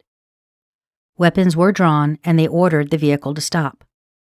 Andrelo's mom was driving, and Andrelo was lying down in the back of her SUV, attempting to conceal himself. She was clearly trying to get him away from her residence because he knew that if he drove his own car, they would locate him more easily. This is all happening, mind you, around 2:30 in the morning. This wasn't some afternoon jaunt to the mall. That report is, in a word, bananas. I could tell you all about how he and his mom said Heather was lying about the rape to ruin his life, and how Andrelo had a sob story for the responding officers, including how he loved Heather and he couldn't leave her. How Andrelo, the guy who sells drugs, told police that he was giving Heather drug tests to try to get her off them, and how their argument that night was about her cheating on him. I could tell you how he told the officer who later questioned him at the station that he'd recently broken up with Heather and was in the process of getting back with his wife, which completely contradicts him telling the earlier officer that he loved Heather and couldn't leave her. I could tell you that he told the officer at the station that Heather looked like a slut when he went over to her apartment that night, but that got him horny, and they had consensual sex. Or that Heather tried to show him some money that she said she had in her purse, but he snatched her purse away and saw no money inside, clearly a way to suggest that he hadn't robbed her of money. I could tell you that he said he was only in his mom's car because he convinced her to drive him back to his job at the Kangaroo gas station to clock out. I'm not sure why he would need to be hiding in the back to do that, but seriously, I could tell you all the details about his absolutely ridiculous story, most of which makes no logical sense, but I am just done with his nonsense at this point. I'm done.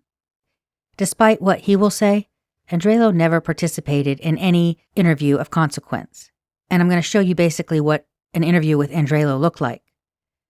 This clip is from 2011, about 4 years after Heather McCrossan went missing, and he's only at the sheriff's department related to registering his address for his sex offender status. Anytime a sex offender moves, they're required by law to register with the local law enforcement agency. It's how police keep tabs on where they are. And in the past, Andrelo has always run from the police because he didn't properly register on multiple occasions. Not to mention the fact that even witnesses that I spoke to, as far back as 2000, told me that Andrelo was always on the run from police for the last thing that he did. So he's just gotten out of prison on his last offense, and he needs to register at his mom's address. And while he's there, a detective decides to try to talk to him on another matter. Jesus Christ, man. What's the, Well, I think he's checking on your ID and that sort of thing with your status. I guess you got it updated. I guess that's what I'm not sure exactly all the details of what what you're required to do for that. Okay, and what are you here for? Well, like you said, my name is Detective Moore. I wanted to speak to you about a separate issue, separate from the your registration status.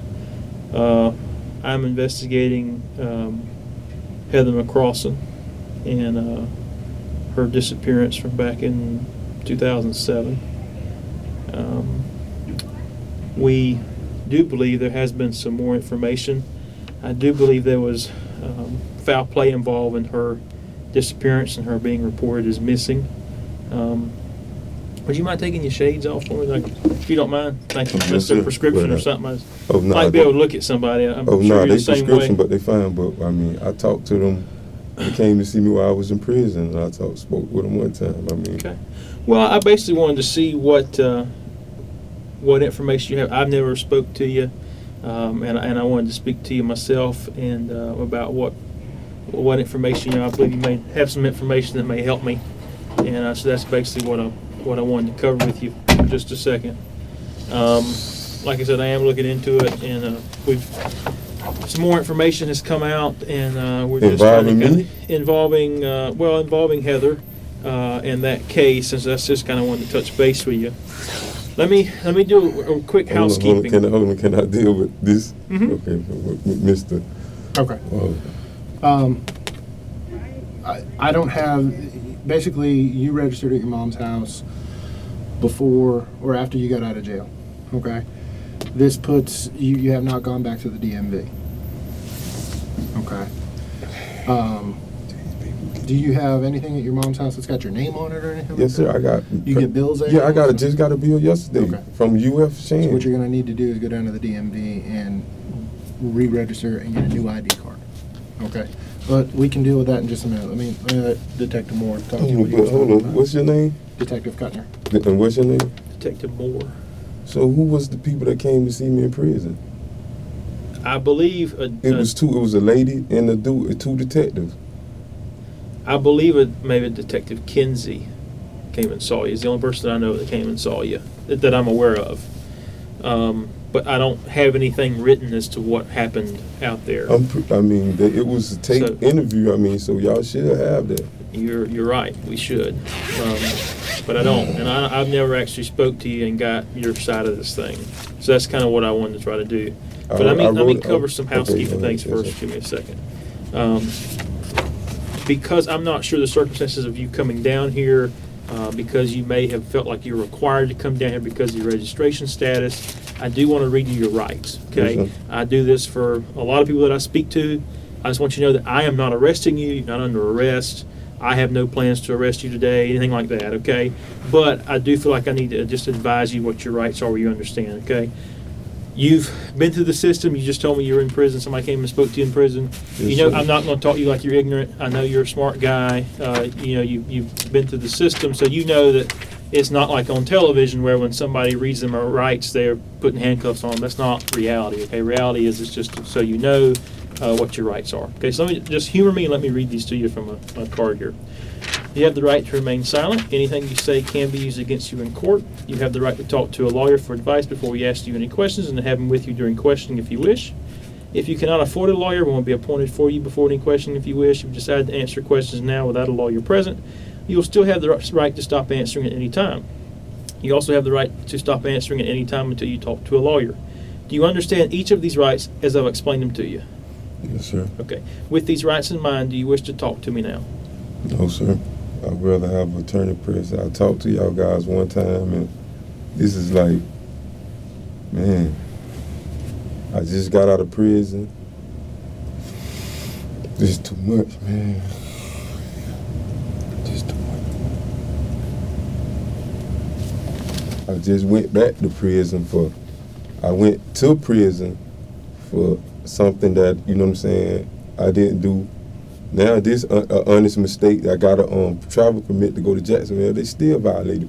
When I got out of prison the second time for the fleeing and looting, they put an ankle monitor on me, and I didn't even agree to this. So it's like, since I done got this sex offender charge, it's like, when they pull my record up, they just look at me like, oh, he's a sex offender, it doesn't matter, let's do him like this. If you pull up my record and see the situation with the sex offender, I was 21, I didn't know this girl was 14, you know what I'm saying? I was a stranger, I made a mistake, but this like been hunting me like. That is a lie. Andrello was not 21. He was born in February of 1979, and the incident in question occurred in March of 2002. He was 23 years old, a full 10 years older than his 13-year-old victim. There were, in fact, 2 13-year-old victims in that bedroom with 2 adult males all at the same time. They came and talked to me one time. I talked to them. I gave them my whole side of the story. They wrote it down, wrote my statement down and everything. Whoever, the lady and the dude. Now, you know what I'm saying? They said, y'all want to come back and talk to me because you have some new information involving me concerning Heather? Well, I'm going to be straight up honest with you. I have to apologize that I don't know what you told them out there. That's not your fault. Okay? I'm going to be straight up with you. But I wrote a statement and everything. I don't know where that is. Okay? I can't find it in what was transferred to me. Okay? That was before I was even assigned to this unit. Okay? So I'm basically picking up the pieces and running with it again. And I apologize that you feel like you kind of have to do this thing twice. And not even only that, even the situation with this, when I get out of prison, these people hand me my ID, hand me the ID and tell me, oh, you just got to go register. I registered, I go to the office with the ID, I talk to the lady, I showed her my ID, she was like, okay, well, you fine, you straight, you just come back in August, we'll see you in August. I'm not trying to run around a buck or you know what I'm saying, I'm easy to find, I'm a registered sex offender. This is another lie. He was not properly registered, and that's why he was there in the first place. He'd just gotten out of prison on yet another offense, and he'd failed to change his address at the DMV. He continually failed to register, and had been popped numerous times for it. He was never easy to find. Cops always had trouble finding Andrello, and that's kind of the point. If you aren't registered, it's hard to find you. Andrello led police on at least one car chase during the course of them trying to locate him on other matters. And I don't doubt that. That's not what I do. I don't have anything to do with that part of it. And I know that's frustrating for you. And no, it's frustrating for my family when they Google my name and my child, they Google my name and what pops up, Andrello Witcher, and they got my picture with this girl Heather and all over the internet. You know, I haven't put anything on the internet about you. So and then they got these people comment, oh, this guy got my whole record. So, I mean, naturally when y'all talk to me, automatically, I mean, I know y'all doing y'all job, but I know y'all don't put me up. I done been throughout the system. So automatically, I feel like y'all automatically assume an opinion about me, regardless of what I say. You know, I mean, this is y'all job. This is what y'all do. You know what I'm saying? I'm not trying to say something that y'all read into, or y'all look at how it be on 48 Hours. You see the cameras and stuff. He looked like he got. You know what I mean? I think you may be giving us a little too much credit, Andrew, to be honest with you. I think you're thinking a little too deep about it. Basically, I'm here because I want to talk to you about what you know about the time when Heather McCrossin went missing in August of 2007. Know nothing about it. Okay.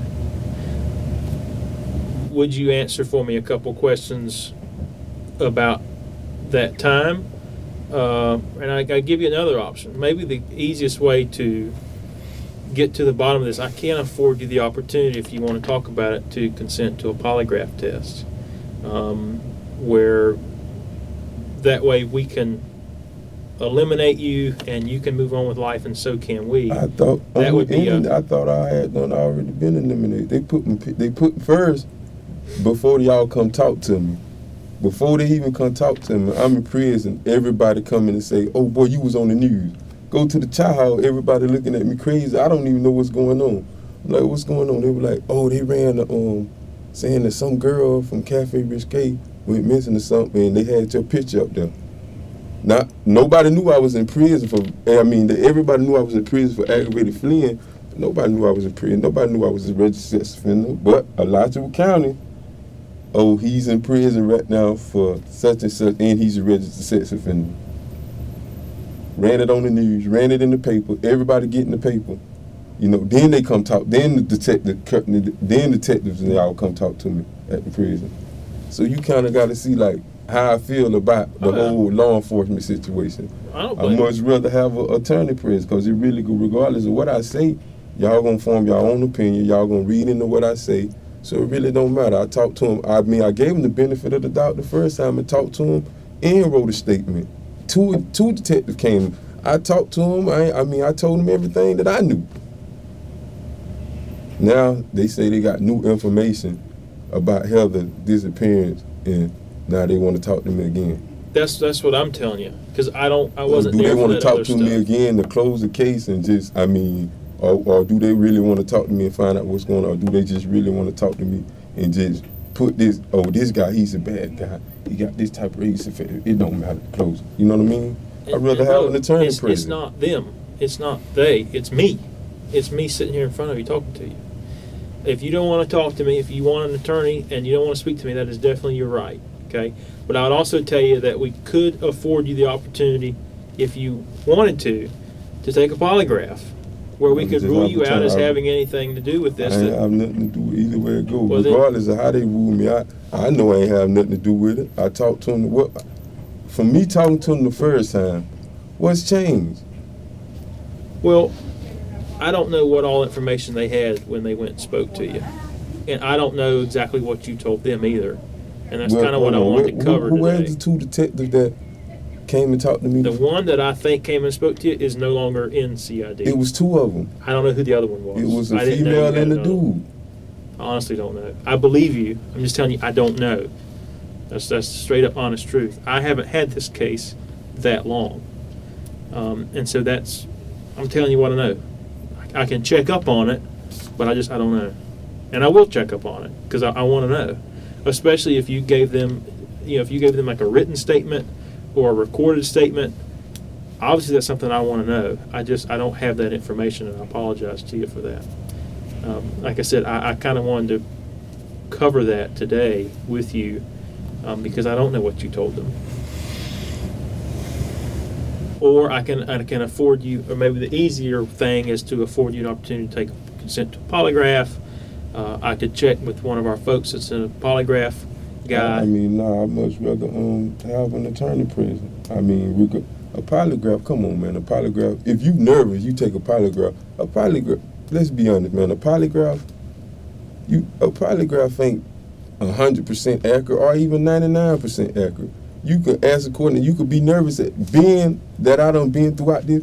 I'm nervous right now anyway. Right, and I'm not a polygraph examiner, but I'll just give you what little bit I understand about it, okay? You being nervous is not anything to do with the test. You being nervous would be normal for you, okay? So that's not actually what it tests for. I've taken several polygraphs in my lifetime, so I've been explained a little bit how they work. Just because you're nervous about this does not necessarily have an effect on the test, okay? You probably know they're not admissible in court. However, they do help us with our investigative stuff on our end on what we're doing, and it helps me substantiate what Andrello's telling me, where I can say this is not just his word.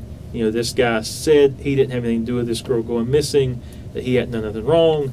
He consented to a polygraph. He passed it. I feel much better. I can go to my bosses and say, hey, this man he went out of his way for us. We need to I move went out on my and way leave the this man first time alone. when they came and talked to me in prison. I didn't want to talk. I'm already in prison. I didn't want to talk to him then. I could have just told him right then I want an attorney present. But no, to give him the benefit of the doubt, you know what I'm saying, to eliminate me, I talked to the people. Right. But now they want to talk to me again. Since he keeps bringing it up as a deflection, I thought I would remind you that the interview he did in prison was the one the investigator said took them longer to sign in and walk to the interview room than the actual interview took. Well, it's me. That's not they. They're gone. Like I said, I don't know what else to tell you other than I apologize that that's kind of the way it went down. I can't help that though, Andrew. That's not, I wasn't even here in this department then. And then I feel like they using this ID thing as a bargaining chip, like with this. This is Just so I make myself clear, whatever you decide to do today has no bearing on this issue. Okay. So I don't want you to confuse. See, that's how I feel. That's why I feel like. And we're having a frank conversation here. I think Detective Moore has been straight to the point with you, and I'm going to be straight to the point with you. This has absolutely nothing to do with what Detective Moore is asking you for, and your decision to either cooperate or consent to the polygraph examination has absolutely no bearing on this here. This is a complete separate issue with your driver's license. And whether you say yes or no to the polygraph, or if you say yes or no to continue your conversation with Detective Moore, will not change this issue here. Okay, and we'll talk about this once you're done with this other issue. It was really more convenience that I knew you were coming in to see him. I needed to talk to you as well, and thought I could talk to you today. That's all. I'll talk to you, but I mean, like.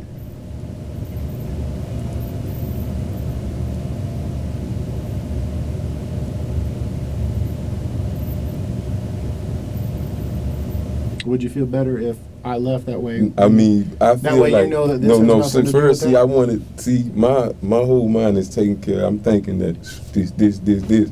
Now you throw this on me, it's like.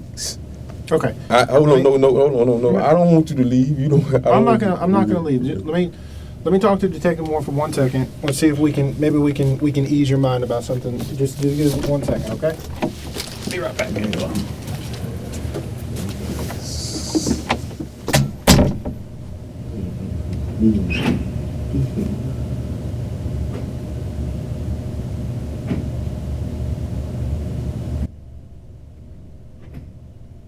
So he's left in the room for about 5 minutes, and you can tell he's getting frustrated. He starts talking about how he's being tricked.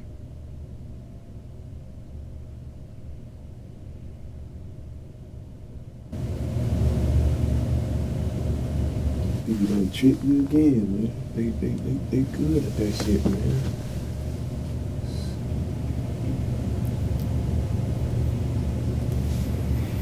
Oh goodness, man, these people, wow, man, they need to come down up out here. Oh man.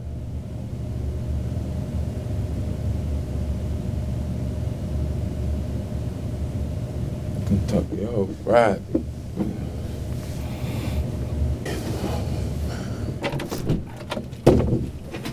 How about this?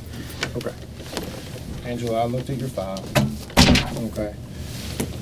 Obviously, I know where to come talk to you at. Okay. Here's what I want to do. The reason I came in here today, I asked if you can come in because I've got a lot of stuff on my desk right now. I couldn't get out into the field. I tried to come to your house and visit with you the other day, but your mom said you were at your girlfriend's house or whatever. Okay.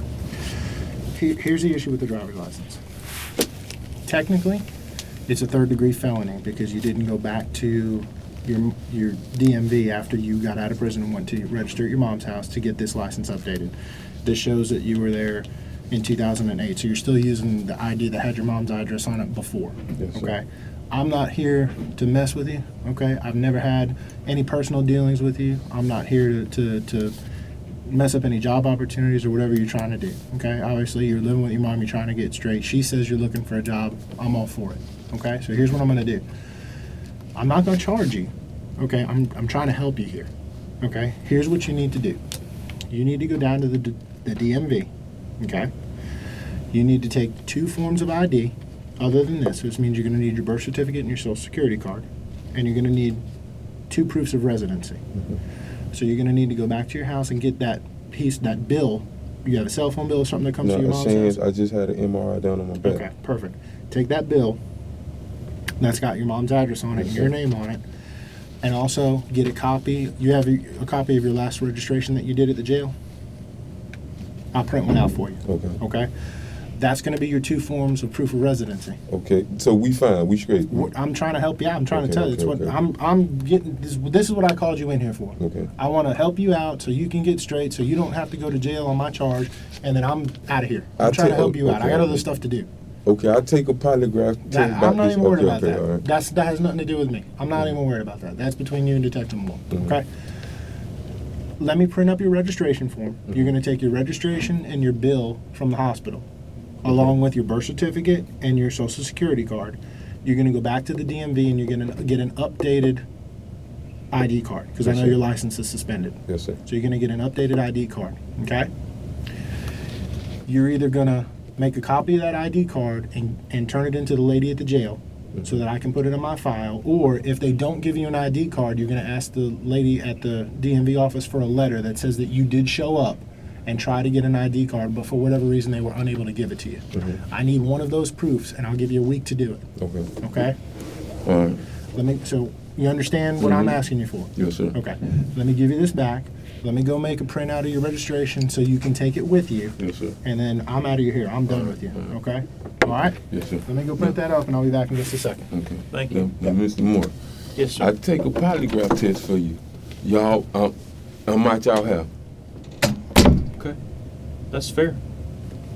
That's fair. We can get that arranged. But I'm not gonna take it today. Why? Because I got stuff. I got to take a polygraph today. See, this situation right here kind of threw me off, and I'm kind of like nervous. We can set up a time. Give me another set up a time. Well, if we do it right now, you can just get it over with pretty quick. I can check, see if we have an examiner. Won't take that long, and you'll be out of here. But and then you won't have to bother though. your mom to come back and all that kind of stuff. And as far as nervousness, you can talk with the polygraph guy about that, and I'm sure he can explain to you in more technical detail than you probably ever want to know about why that does not affect this test. And he can explain that to you. That's fine. But I would rather you, if you want to, go ahead and knock it out where you don't have to drag yourself back. I mean, if I come back, if I can come back tomorrow, I'll come back tomorrow morning or whatever and take it. Okay. I mean, cause my mom, she got to get back to work and she out there waiting on me. Right. You know what I'm saying? And plus she nervous and figured out she like, this whole situation got us both like, we thinking I'm finna go to jail about this ID. So it's like. Right.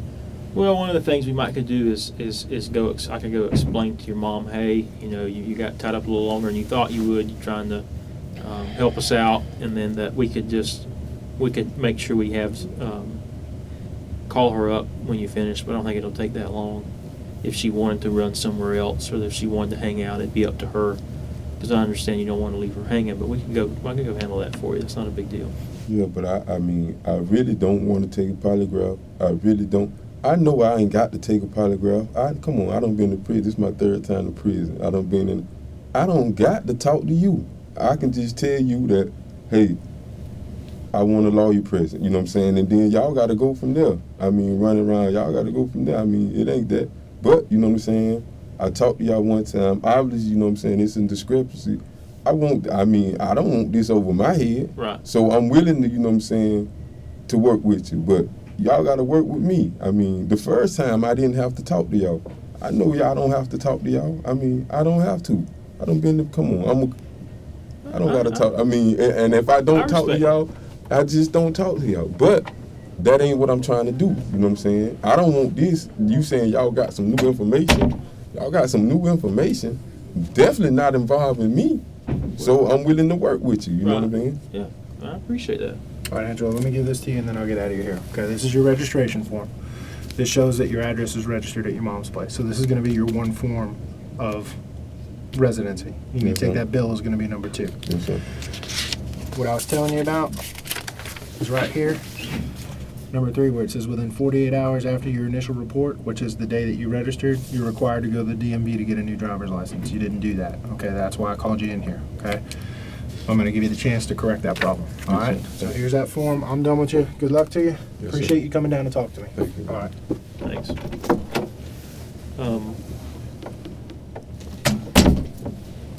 Sorry. Detective Moore. Here, the detective takes a call, and what happens next is why I've played this entire clip for you. Because it's the only reason that Andrello has stuck around this long. He wants to know what they know. Well, okay. How about we set up a time and take the polygraph? But let's talk about you saying this new stuff that done came up. You know what I'm saying? I'll talk to you about that. I'm not in the mood to take a polygraph right now. Could you take one tomorrow? Yeah, I'll take one tomorrow. What time? Let me go find out. I gotta go. I don't do them, so I gotta go find out from the guy that does, and I'll give you a time. Probably, I'll try to get one like right after lunchtime or something like that. Okay, give me 1 second.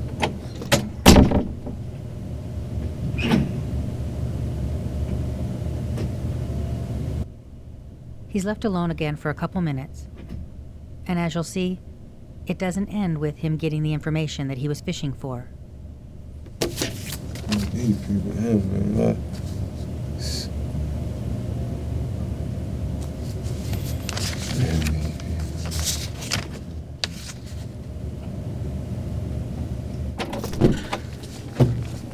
All right, so I just checked with the polygraph guy. He can do 1 o'clock tomorrow. Okay. He's got a very tight schedule, though. I think he's got How long is it going to take to take the polygraph? It usually doesn't take that long. I would block off maybe like an hour or so. 'Cause I don't know how many steps he's got to kind of walk through. It's kind of a little. He has to kind of. I think the longest part is him kind of explaining some stuff to you, but it shouldn't take that long.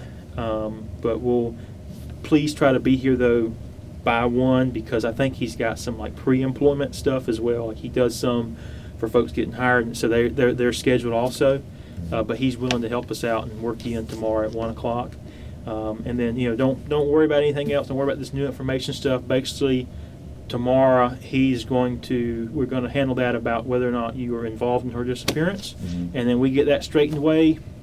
And me and you good. We're good. And We're good. We're good now, but then we'll be real good. Okay. All right. Come on, man. Let me get you. I don't want your mama hanging. Hey, might have to call. You'll call the phone on your cell phone. 262-5526. Is she in the parking lot? She was, but she said she might have to run back to work. Okay. Come on. I'll walk up to the lobby. We'll call her for sure. We see the term lost girls a lot, often referring to the on-the-nose description of women who have gone missing for any number of reasons. But the phrase lost girls can also speak to women lost in the periphery, in places where predators loiter in search of souls who have been made more vulnerable for them having succumbed to the disease of addiction. But these women aren't lost. Heather and Camry, they were murdered and then secreted away with the specific intent of never being found. I have thought about them a lot over the past few months, about those 3 locations out there right now, places where a breeze might blow, or the sun might shine, or water might ripple right above the spot where they now lay. 3 places waiting to be found. 3 places where if I knew the exact location, I could type it into my phone. I could hit a button and instantly get driving directions. 3 places. 3 souls, 3 universes of family and friends, with grief and burdens too deep and engulfing for most of us to understand. 3 people who did not deserve to be discarded like trash in an effort to hide the misdeeds of someone else. That is not okay. It shouldn't be okay with any of us. Because if it was one of our own, one of our loved ones, we wouldn't be okay with it. What do you mean when you turn over evidence? Well, yeah, come here. You know I knew. Come on, we all done snitched at some point in time in our life. Well, I wish I could say I never have. But one thing, I mean, it ain't changing anymore. That's one thing about the game. There's no loyalty in the game. What you expect? How you expect this honor among a den of thieves? That's just, that's a part of that environment. The women abused by Andrello, the ones still living, are survivors, strong and tenacious. I referred to them as victims throughout the season so you understood the context. But in the end, they are survivors and should be proud of their lives and their abilities to move forward and thrive, despite their association with him. I want to mention Dee in particular, and again, that's not her real name. But what Dee went through was just gutting to listen to. I hope that today she feels some measure of pride in the knowledge that of all the women that Andrello Witcher abused, she came forward and spoke her truth, despite trauma so deep, I suspect it will always live within her. I was amazed at her ferocious courage and grace. Grace isn't just poise or a blessing we say before a meal. Grace is a showing of honor, in this case to herself, an acknowledgement of her journey, her fight, her worth, her amazing grace. Amazing grace, how sweet the sound that saved a wretch like me. I was lost, but now I'm found. Was blind, but now I see. If you have any information about the disappearances of Heather McCrossin or Camry Mitchell, please reach out to me at deckerjeni@gmail.com. That's DECKERJENI@gmail.com. And I can direct you to the appropriate law enforcement agency. And finally, for any law enforcement agencies that are looking to have one of your cold cases spotlighted in depth in a multi-episode format, feel free to reach out. I'd be happy to help. And now I will leave you in the capable hands of the Gospel Touch Choir.